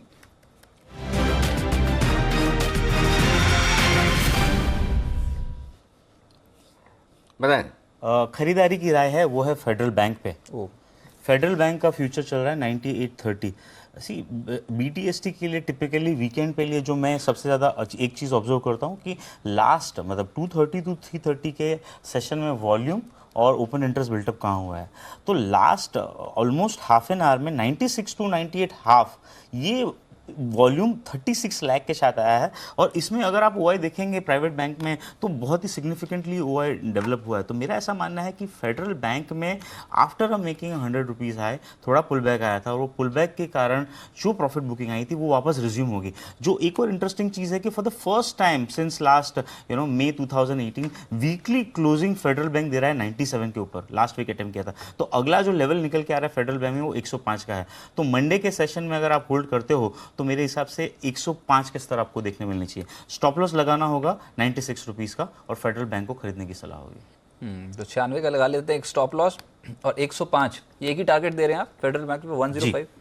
105 के टारगेट के लिए फेडरल बैंक को पोर्टफोलियो में शामिल किया जा सकता है, और दिन के उच्चतम स्तर पे बहुत स्ट्रॉन्ग खरीदारी बीते 15 मिनट में इस स्टॉक में देखने को मिली है, और दिन के उच्चतम। इनफैक्ट मैं ऐड करना चाहूँगा कि ये एक ट्रेड होता है। अगर आप BTST ट्रेडर हो तो आपको क्या देखना चाहिए? आपको देखना चाहिए कि लास्ट आवर में एक्शन होना चाहिए वॉल्यूम और OI का। सिंपल है, ज़्यादा कॉम्प्लिकेटेड नहीं, और ओवरऑल ट्रेंड उसका पॉजिटिव होना चाहिए। मैं इसमें एक और एडवांटेज ले रहा हूँ कि 4 दिन की प्रॉफिट बुकिंग के बाद में ट्रेंड रिज्यूम हो रहा है। तो मेरा ऐसा मानना है कि यहाँ पे खरीदारी वो बढ़ सकती है। और भी तो मैं ऐड कर दूं यहाँ पर कर्नाटका बैंक, ये भी रडार पर आ गया एकदम से, क्योंकि अब फेडरल बैंक की बात कर रहे हो तो ये जो छोटे बैंक जिसमें आप बात कर रहे हैं ये कैचअप कर रहे हैं। अब कर्नाटका बैंक भी दिन के उच्चतम स्तर सर ने बोला तो सर का तो सुनना ही चाहिए बिल्कुल जी। तो हम साउथ सब इंडियन फॉलो करते हैं सर को, वैसा वाला है। साउथ इंडियन बैंक हो गया 6% ऊपर, अरे अभी तो कुछ नहीं हुआ, देखो आपको बता दिया पैसा कहाँ बनेगा, छोटे बैंकों में आपने बस आपको जो पसंद आए वो लीजिए, आपकी मर्जी। लेकिन एक और स्टॉक है जहाँ पैसा बन सकता है, और वो सोमवार को बनेगा, तो बड़ा बनेगा। अभी बता दीजिए सर, 2 दिन तक ना फिर वही ना, हर चीज़ मैं ही बताऊँ। हाँ पेट में बच कैसे जाएगी आप? संदीप ग्रोवर भी तो है हमारे साथ बताने के लिए। अच्छा, टैरिफ बढ़ाने को लेकर सोमवार को सीआरसी यानी कि केंद्रीय इलेक्ट्रिसिटी रेगुलेशन कमीशन फैसला ले सकता है। टैरिफ बढ़ाने से कंपनियों को कितना फायदा होगा, संदीप ग्रोवर के पास है पूरी डिटेल। संदीप बताइए। अरे अनिल जी, आप तो एक शेयर कह रहे हैं, मेरे पास 2 शेयर हैं। नहीं, दूसरा कहने की वजह है एक, क्योंकि जो दूसरा स्टॉक आप बताने वाले हैं वो बैन में है। इसलिए हमने बैन में है, लेकिन इसका मतलब ये नहीं कि उसको फायदा नहीं, फायदा होगा। बिल्कुल ये बात सही है, फायदा होगा बिल्कुल। हाँ जी। तो ये जो आप खबर बता रहे हैं, इसमें सोमवार को फैसला आने वाला है। इनफैक्ट ये सुप्रीम कोर्ट की रूलिंग है, अक्टूबर 2018 की रूलिंग है, जिसके बाद उन्होंने जो सीआरसी है उसको डायरेक्ट किया था कि आप जो गुजरात में जो खासतौर पे मुंद्रा पावर प्लांट है, टाटा पावर के, अदानी पावर के और एसआर पावर के, एसआर पावर तो लिस्टेड नहीं है, तो जो दूसरा नाम है टाटा पावर के अलावा वो अदानी पावर का है, इन दोनों कंपनी के लिए बहुत बड़ी अच्छी खबर हो सकती है। अब देखिए होना क्या है, इसमें फैसला क्या आ सकता है। पहली बात तो ये है कि आपको ये समझा दूं कि जो इनके मुंद्रा दोनों के पावर प्लांट हैं, बहुत बड़े पावर प्लांट हैं। अदानी का ये 4620 मेगावाट का पावर प्लांट है और टाटा पावर का करीब 4100 मेगावाट के आसपास का प्लांट है। अदानी के साथ अच्छी बात यह है कि इनके केवल 2 राज्यों के साथ ही करार है इस प्लांट से, पहला गुजरात और दूसरा हरियाणा। लेकिन टाटा पावर की दिक्कत यह है कि गुजरात हरियाणा के अलावा महाराष्ट्र, पंजाब और राजस्थान, ये कुल 5 स्टेट्स हैं जिनके साथ इस पावर प्लांट से इनके पीपीएस यानी कि जो बिजली बेचने के जो करार हैं वो ऑलरेडी हो चुके हैं। अब फैसला ये आना है कि जो गुजरात को बिजली बेची जाती है वहाँ पे जो टैरिफ है वो बढ़ाने की बातचीत सामने आ सकती है, क्योंकि ये जो फैसला आया था सुप्रीम कोर्ट का, उसके बाद गुजरात वो पहला राज्य है जिसने टैरिफ बढ़ाने की और कदम बढ़ाए हैं। और अब इनका जो बिजली बोर्ड है GUJVNL, उन्होंने दरअसल टैरिफ बढ़ाने की बातचीत ऑलरेडी कर दी है और सीईआरसी के पास ये अर्जी पहुंच भी चुकी है, जिसके ऊपर अब सोमवार को फैसला होना है। अब फैसले में दिक्कत टाटा पावर के लिए ज़्यादा ये हो सकती है कि केवल गुजरात ही इस चीज़ के लिए रेडी है, बाकी जो 4 राज्य हैं, जो बिजली बोर्ड हैं 4 राज्यों के, वो इस चीज़ के लिए सहमत नहीं है। तो इसलिए हो सकता है कि जो फैसला अगर आता है टैरिफ बढ़ाने का केवल गुजरात के राज्य में ही, तो ये अदानी पावर के केस में आपको ज़्यादा अच्छा दिखेगा, क्योंकि जो मैंने क्षमता बताई आपको 4620 मेगावाट की, उसमें से करीब 3000 मेगावाट के आसपास की सप्लाई अगर आप देखें अदानी पावर की, वो गुजरात को ही जाती है, जो कि करीब 65% के आसपास का है। और आपको बता दूं अनिल जी, जब से ये प्लांट शुरू हुआ है अदानी पावर को इस प्लांट से करीब 9750 करोड़ रुपए के आसपास का घाटा हुआ है। तो इनके लिए अगर ये गुजरात में ही सही अगर टैरिफ बढ़ जाते हैं तो बहुत बड़ी राहत की बात हो जाएगी। टाटा पावर की जहाँ तक बात है, राहत इनके लिए भी है, हालांकि इनको थोड़ा समय लग सकता है, क्योंकि जो बाकी 4 राज्य हैं उनके लिए भी इनको मनाना होगा। अगर गुजरात में ही होता है तो करीब 50% के आसपास की कैपेसिटी है, जो कि करीब 2000 मेगावाट के आसपास बनता है। अगर आप 4000 मेगावाट में से कुल देखें तो इसमें मॉर्गन स्टैनली की रिपोर्ट है इनफैक्ट। हाँ बताइए, पहले आप रिपोर्ट बताइए फिर मैं सवाल पूछता हूँ। वो ये कह रहे हैं कि अगर ये हो जाता है, वो अपना बुल केस बता रहे हैं कि अगर ये समाधान हो जाता है पूरी तरह से, तो फिर वो कह रहे हैं कि जो आप केस बता रहे हो, रुको सिनेरियो जो बता रहे हो उस पर मैं आता हूँ। पहले तो ये बताओ कि इस बार सोमवार को ये होने की संभावनाएं कितनी? देखिए संभावनाएं काफी ज्यादा है, क्योंकि 24 दिसंबर की डेडलाइन रखी गई थी, सुप्रीम कोर्ट का जो फैसला आया था सीईआरसी के सामने कि आप ये जो पीपीएस हैं, जो बिजली खरीदने का प्रोसेस है पूरा, उसमें रिवीजन यानी कि जो संशोधन है वो आप कर दीजिए। कुछ डिलेस हैं क्योंकि बहुत सारी पार्टीज इन्वॉल्व हैं इसके अंदर, तो डेडलाइन क्रॉस होने के बाद भी अगर आप देखें तो 4 महीने के आसपास का समय बीत चुका है, तो फैसला आने की संभावना बहुत ज्यादा है। दिक्कत केवल यही है, जैसे मैंने कहा कि गुजरात के अलावा जो दूसरे राज्य हैं वो भी इसमें शामिल हैं।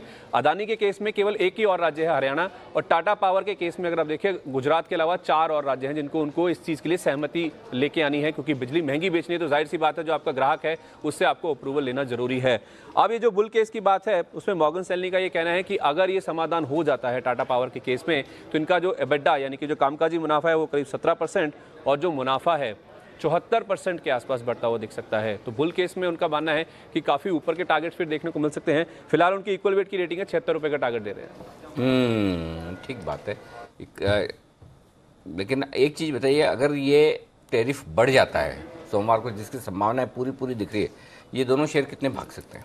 देखिए कम से कम 10% के आसपास की तेजी तो देखिए, क्योंकि अगर आप टाटा पावर की ही बात करें तो इनका मुंद्रा पावर प्लांट से ही देखें तो सालाना करीब 900 से 1000 करोड़ रुपए के आसपास का घाटा है। 50% जो गुजरात को ये सप्लाई करते हैं, तो आप मान लीजिए कि 500 करोड़ रुपए तो घाटा जो है वो वाइप आउट होता हुआ दिखेगा सालाना बेसिस पे टाटा पावर की बुक्स में से। तो वही कारण है कि आप देखिए इनका जो मॉर्गन स्टैनली अनुमान कर रहा है 74% मुनाफा बढ़ने को, वो इसीलिए है क्योंकि 500 करोड़ रुपए तो घाटा एक झटके में ही वाइप आउट हो जाएगा। एक चीज़ पक्की है, देखिए अगर हो गया ना तो ये 20% भागेंगे कम से कम दोनों शेयर, अदानी पावर और टाटा पावर, अगर हो गया तो। इसलिए मैं चाहता हूँ ईश्वर जी एक अच्छा कॉल ऑप्शन बताओ आप टाटा पावर का। अदानी पावर में तो आप कुछ कर नहीं पाएंगे। अदानी पावर ऐसे ही सीरीज के पहले दिन से बैन में नहीं है। और संदीप ने क्या बोला, ज़्यादा फायदा अदानी पावर को होगा क्योंकि उनके लिए गुजरात और हरियाणा 2 ही राज्य है। ठीक है, तो अदानी पावर में आप कुछ कर नहीं पाएंगे अनलेस कि कैश में डिलीवरी लेनी है, एक अलग बात हो सकती है। लेकिन टाटा पावर अगर कुछ हुआ पॉजिटिव तो ये स्टॉक भी 20% वाला मामला बनता है, 10 से 20% आराम से। तो बेहतर ये है इसको ट्रेड करने का कि फिर आप ऑप्शन ले लो। इनफैक्ट मैं ऐड करना चाहूँगा अनिल जी कि इसमें अनयूजुअली 80 के कॉल ऑप्शन में 25,20,000 शेयर है और आज के दिन में स्टॉक माइनर अप है, पर वहाँ पे ओपन इंटरेस्ट अनवाइंड हुआ है। 75 के कॉल में 5.5 लाख शेयर का बिल्टअप हुआ है। तो सिंपल ट्रेड अगर आपको करना है तो 75 रुपीज़ का कॉल ऑप्शन मिल रहा है ₹1.95। लॉट साइज है 9 रुपये का, तो 18,000 रुपये का रिस्क है अगर आप एक लॉट खरीदते हो तो। और अगर मैं वो ऑप्शन पे अगर आपको स्टॉप लॉस भी बताऊं तो अगर बहुत कंजर्वेटिव है और वीकेंड में न्यूज़ की एक्सपेक्टेशन कर रहे हो तो आज का लो मतलब 75 का जो कॉल ऑप्शन है उसका आज का लो है ₹1.20, ₹1.25। तो ₹1 का स्टॉप लॉस रखिए, खरीदारी कीजिए। मेरे हिसाब से इस पूरे ऑप्शन कॉन्ट्रैक्ट का जो हाई है वो ₹4.40 है, तो अगर वो होता है तो 4.40 देखने मिल सकता है। नितिन जी क्या करना चाहिए, फ्यूचर से लेना चाहिए ऑप्शन टाटा पावर में?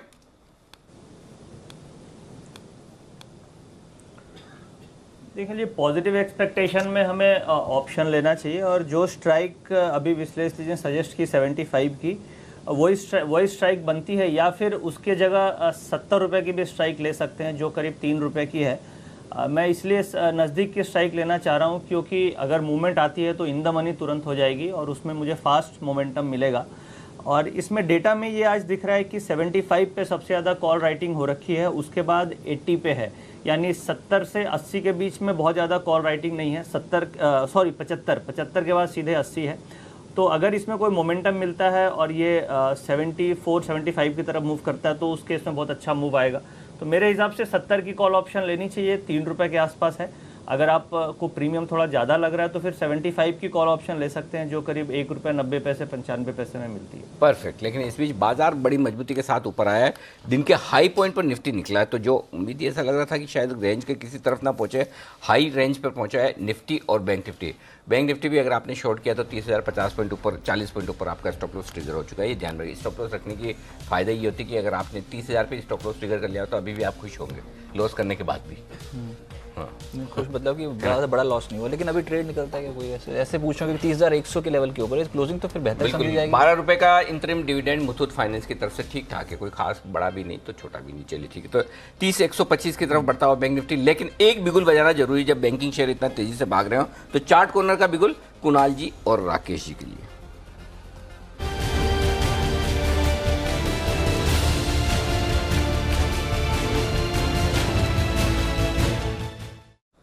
बताएं सर। अनिल जी, 2 दिन पहले मैंने और राकेश जी ने खरीदारी की राय दी थी साउथ इंडिया बैंक में, उसके बाद ये काउंटर हल्का सा कंसोलिडेट कर रहा था। आज इसमें फ्रेश मोमेंटम देखने को मिल रहा है और अभी अभी आपने कहा है कि जो निजी बैंक हैं छोटे वाले, उनमें विशेष ध्यान देना चाहिए। मुझे लगता है कि एक फ्रेश ब्रेकआउट आते हुए नजर आ रहा है। मैंने पहले भी बताया कि इस काउंटर में एक डबल बॉटम पैटर्न बना है और ये बहुत बड़ा पैटर्न है जिसका जो टारगेट है वो बहुत ही अग्रेसिव है। तो मौजूदा स्तरों पर साउथ इंडिया बैंक को मिस नहीं करना चाहिए, बाय करना चाहिए। Over to Rakesh ji. अनिल जी, काफी स्ट्रांग बढ़िया पैटर्न है। जिस तरीके से हमने जीएमआर पे कॉल दिया था, एक बड़ा रनअप देखने को मिला था। ये स्टॉक भी 20 रुपए की तरफ जा रहा है, अच्छा कैंडिडेट है, मिस नहीं करना चाहिए। ₹16.65 का स्टॉप लॉस लगाएं, ₹19 पहला लक्ष्य, ₹20 दूसरा लक्ष्य। और जिस तरीके का इसमें मोमेंटम है, प्राइस वॉल्यूम एक्शन है, मुझे लगता है 2-3 दिनों में ₹20 के लेवल साउथ इंडियन बैंक में देखने को मिल सकते हैं। तो चलिए, ₹19 का पहला टारगेट है, उसके बाद ₹20 का ये दूसरा लक्ष्य है, लेकिन ₹16.65 का स्टॉप लॉस लगाकर आप साउथ इंडियन बैंक को पोर्टफोलियो में शामिल कर सकते हैं। साउथ इंडियन, फेडरल बैंक और कर्नाटका बैंक, ये कुछ ऐसे स्टॉक्स हैं जहां पर एक्शन जो है वो स्ट्रॉन्ग बना है बीते कुछ आधे घंटे में। बैन लिस्ट भी देख ली जाए। बिल्कुल बिल्कुल, बहुत ज़रूरी है। स्टॉक्स बैन में आ रहे हैं, जा रहे हैं, बने हुए हैं। आइए बैन से बेनिफिट देवांशी के साथ।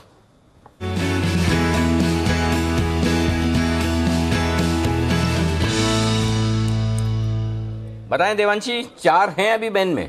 बिल्कुल, अदानी पावर का आज मैं नाम नहीं लूंगी, वैसे 80.5% पर ही मार्केट वाइड पोजीशन है, तो ये तो नहीं लग रहा है कि निकले, लेकिन DHFL ज़रूर आ जाएगा क्योंकि मार्केट वाइड पोजीशन 98% के आसपास है। ओके, तो ये तो मतलब अदानी पावर बॉर्डर पे है। बिल्कुल, नया DHFL आ जाएगा पक्का? DHFL आ जाएगा, 97% के ऊपर है मार्केट वाइड। DHFL 97 या 80%? बिल्कुल 97%। अच्छा इसको ठीक है, 95 के ऊपर। 95 के ऊपर, 95 पे बैन में आता है ना। 97 होगी वैसे, बॉर्डर पे ही है ये भी। हाँ, पोजीशन ज़्यादा कटेंगी नहीं, तो 97 पे है तो आ जाएगा। आ भी सकता है, रह भी सकता है, दोनों तरह से। अदानी के बाहर निकलने की संभावना 50-50 है। हाँ, बहुत कम है। और DHFL के बैन में जाने की संभावना 50-50 है। 23% ऊपर इंटरेस्ट में इजाफा DHFL। पोजीशंस तो हैं आज। बिल्कुल बिल्कुल बिल्कुल, सब डील का टाइम चल रहा है, डील का सीजन आ गया ऐसा लग रहा है। सब Piramal, DHFL, Lakshmi Vilas bank, India bulls housing, फिर ये आपका NIT टेक, बैरिंग्स, सब चल रहे हैं। देखो अगला हफ्ता बड़ा एक्शन वाला रहने वाला है, मज़ेदार होगा। चलिए तो बढ़िया है, मज़ेदार हफ्ते के लिए तैयार हो जाइए।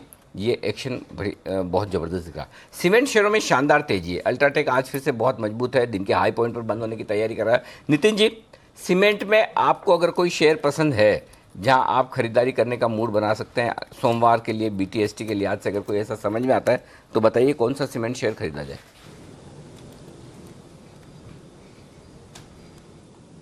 देखिए जी, सीमेंट में ऑलरेडी रोलोवर्स के बाद से ही तेज़ी है और इसमें लॉन्ग रोलोवर्स हुए थे और शॉर्ट काफ़ी ट्रैप है, तो सीमेंट में मोमेंटम बना हुआ है। और इसमें सबसे ज़्यादा जो शॉर्ट कवरिंग अभी दिख रही है वो अल्ट्राटेक सीमेंट में दिख रही है। तो मुझे लग रहा है कि मंडे को ओपनिंग के ख्याल से अल्ट्राटेक सीमेंट में पॉजिटिव ओपनिंग होनी चाहिए। तो अगर आप BTST ट्रेड ले रहे हैं तो अल्ट्राटेक बेस्ट है, क्योंकि इसमें सबसे ज़्यादा शॉर्ट पोजीशन मुझे लग रहा है कि कवर हो रही है। तो पूरे सीमेंट में ओवरऑल शॉर्ट कवरिंग है, जिसमें अल्ट्राटेक लग रहा है कि वो पॉजिटिव ओपनिंग दे सकता है। खरीदारी अभी जो है वो अदानी पावर में होनी शुरू हुई है मेरे ख्याल से। एक बार देखना पड़ेगा अदानी पावर। जी हाँ, अदानी पावर लगाइए, बैन में है लेकिन ये दिन के उच्चतम स्तर पे, और जो खरीदारी है बीते जस्ट 2-3 मिनट पहले ही देखने को मिली है और 4 से 4.5% उछल गया है स्टॉक। विश्वेश जी आप ये बताइए, ये तो है बिल्कुल बॉर्डर पे अदानी पावर 80% के आसपास। बैन से लगता तो नहीं है, पिछले कुछ दिनों का ट्रेंड जो बता रहे हैं बैन से बाहर नहीं निकलता है। 50 के लेवल के ऊपर आया, क्या करना चाहिए? खबर बड़ी आने वाली है सोमवार को। ये तो तय है, क्योंकि देखिए जिस तरह से ये पोजीशन बनती है ये कोई रिटेल की तो पोजीशन नहीं होती है। बट मेरा ऐसा मानना है कि प्राइस वाइज अभी तक कोई मोमेंटम नहीं आया है, तो अपसाइड में 52-80 ये एक स्तर है जिसके ऊपर मैं ब्रेकआउट कहूँगा, या फिर नीचे में अगर आपको 48 मिलता है, जो मेरा ऐसा मानना है रेंज है, खुलेगा तो शायद रेंज के ऊपर खुलेगा, लेकिन फिलहाल के लिए तो मुझे कोई सिग्नेचर नहीं दिख रहा है। लेकिन टाटा पावर और अदानी पावर इन दोनों स्टॉक्स पे रखनी है नजर। सोमवार को सत्र में एक बड़ी खबर टैरिफ्स को लेकर आ सकती है। ना ये तो स्टॉक अगर खबर जो आ गई तो स्टॉक हाथ में ही नहीं आएंगे।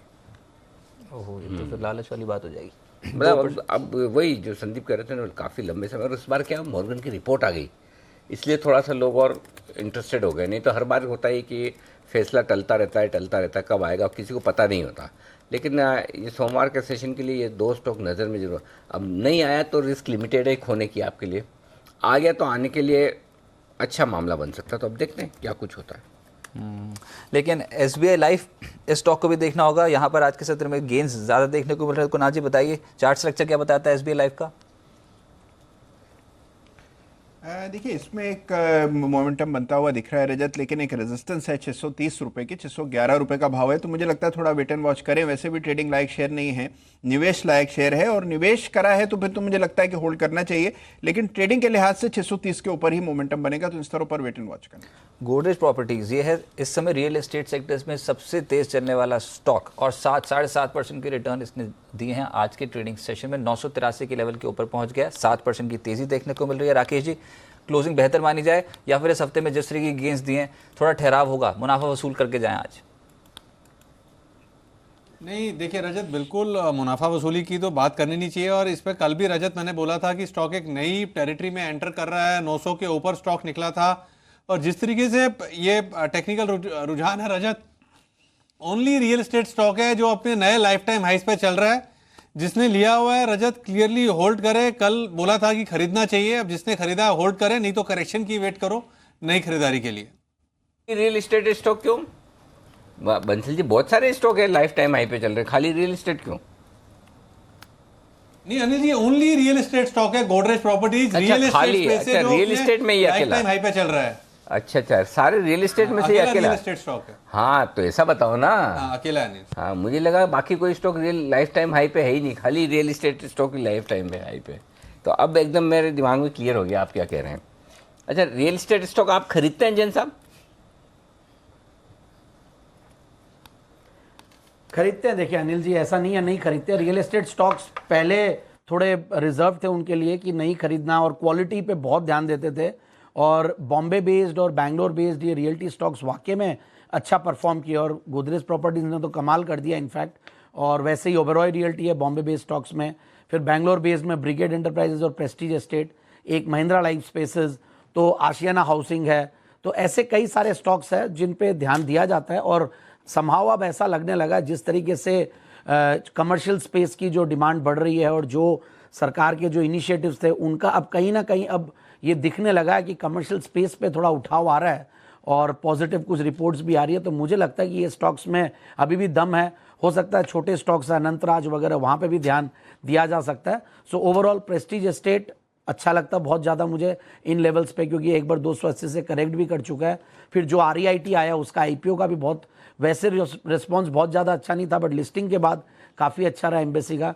तो मुझे लगता है अब चीज़ें काफ़ी बेहतर हो रही है इस पूरे सेक्टर के लिए।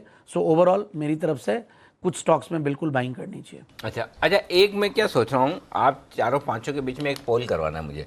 अभी 2 मिनट बचे हैं, जल्दी से मैं एक पोल करवा रहा हूँ। आप सब लोग सुन लीजिए अच्छे से। मैं आपको 3 डील बताने वाला हूँ। अब आपको ये अंदाजा लगाना है कि सबसे ज़्यादा चांस किसके हैं। या तो 1, 2, 3 नंबर पर बता दीजिए, या बताइए।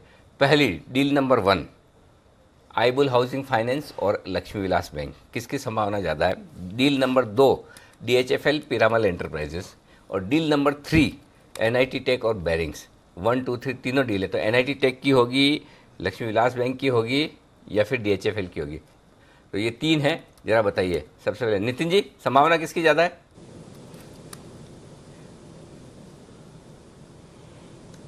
देखिए जी, इस बारे में तो मुझे नॉलेज नहीं है, क्योंकि मैं ज़्यादा डेटाबेस काम नहीं, नॉलेज से थोड़ी नहीं किया। नहीं, नॉलेज किसी के पास नहीं है, खाली आपको तो प्राइस वॉल्यूम एक्शन से आपको अंदाज लगा के बताना है। मैं आपके पास फिर आता हूँ, थोड़ा टाइम देता हूँ। तो विश्वेश जी तैयार है। विश्वेश जी आप बताइए। DHFL number 1 DHFL। विश्वेश जी ने तो DHFL रिकमेंड भी किया ना। 4.5 करोड़ शेयर का वॉल्यूम हो रहा है। स्टॉक की मार्केट वाइड लिमिट फिट हो रही है और स्टॉक अपने प्राइस रेंज ब्रेकआउट जा रहा है। तो मैं तो डेटा देख के ये बोलूंगा इसमें स्टॉक में अगले दिन 20% ऊपर होना चाहिए। वाह, DHFL। Bansal ji. Anil ji, Lakshmi Vilas bank. Lakshmi Vilas bank, India bull housing मुझे। ओके, LVB से प्राइस भी होना चाहिए। ओके, नहीं इतना नहीं है, वो जो रीजनेबल है वही पूछूंगा। कुणाल जी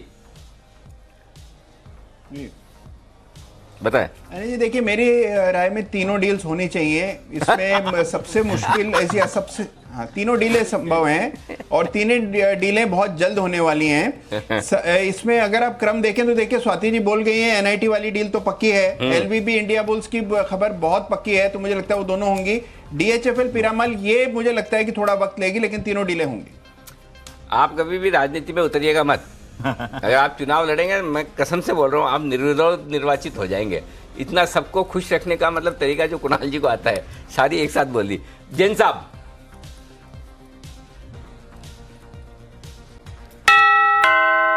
इज नंबर 1, नंबर 2 इज आईबुल और नंबर 3 इज DHFL। इनफैक्ट यही लग रहा है मुझे ये तवा लग रहा है। और क्योंकि देखिए NIT पे तो मोहर स्वाति जी ने लगाया ही है, तो बिल्कुल वहाँ तो चांसेस, और वो काफ़ी दिनों से चल रहा है। आईबुल इनफैक्ट नया है, तो चांसेस है वहाँ पे भी होने का। DHFL की अभी तक मुझे थोड़ी सी उतनी पुष्टिकरण कर नहीं पाया हूँ और उतना लगता नहीं है, बट फिर भी नंबर 3 तक यहाँ लग रहा है। बट होना जरूर है कुछ ना कुछ, ये पक्का लग रहा है डेटा के हिसाब से और सबको देखते हुए। नितिन जी, कुछ मूड बना है जी अनिल जी। देखिए, मुझे जो स्ट्रॉन्गेस्ट डील की प्रोबेबिलिटी लग रही है वो IB हाउसिंग और लक्ष्मी विलास की है। सेकंड नंबर पे DHFL लग रहा है, और थर्ड पे NIT है। तो राकेश जी और नितिन जी दोनों आईबुल हाउसिंग पर पहले दाव लगा रहे हैं। DHFL पे विश्वेश जी है, NIT पे कुणाल जी और जैन साहब है। चलिए ठीक है, राकेश जी, कुछ कह रहे हैं आप? देखिए अनिल जी, आपने जो सवाल पूछा, अनिल जी आपके सवाल का सिर्फ 2 लोगों ने ठीक ठीक जवाब दिया है, एक मैंने और विश्वेश जी ने। क्योंकि आपने क्लियरली पूछा था, तीनों में से एक चीज बोलना है अनिल जी, बाकी ने तो घुमा फिरा के चीज बोली है। मैं वही बोलने वाला था कि कॉलेज में जीडीपी ग्रुप डिस्कशन और पर्सनल इंटरव्यू होता था, तो उसमें जो सवाल पूछते थे सारे जो बच्चे होते थे वो अपनी बात को मनवाने के लिए कोई भी ज्ञान देंगे, तो सीधा सटीक जवाब देते थे वन लाइनर में। तो हम तो फिर जो ग्रुप डिस्कशन कंडक्ट करता था वही डिसाइड करता था ना किसने अच्छा किया। हाँ, तो इसी मैं एक्सपेक्ट कर रहा हूँ कि अब मेरा नाम नहीं इसका जवाब मिलेगा आपको डील होने के बाद। ग्रुप डिस्कशन के कोऑर्डिनेटर नहीं बताएंगे, ये डील ही बताएगी कौन होने वाला है। लेकिन हाँ, साफ सुथरा जवाब देने के लिए विश्वेश जी और राकेश जी को बहुत बहुत बधाई। डील होगी कि नहीं होगी ये नहीं पता, लेकिन हाँ बधाई। तो चलिए आज के सेशन, वाह रिकवरी तो बहुत शानदार, फ्राइडे, क्या बात है, शानदार रिकवरी। आखिरी घंटे में नहीं, घंटे में आधा घंटे में सारा काम हुआ है। 11,665 की क्लोजिंग हुई है, बहुत ही बढ़िया। 11,689 तक पहुंचा था, ये तो प्रोविजनल क्लोजिंग होके फिर थोड़ा नीचे आया है ये, लेकिन अदरवाइज फाइनल क्लोजिंग होके 180 अंक बैंक निफ्टी चढ़ गया। 30,084 की क्लोजिंग और 250 अंकों की तेजी सेंसेक्स में देखने को मिली है। बंसल जी, शुक्रवार है, आज कौन सी मूवी रॉ देखेंगे?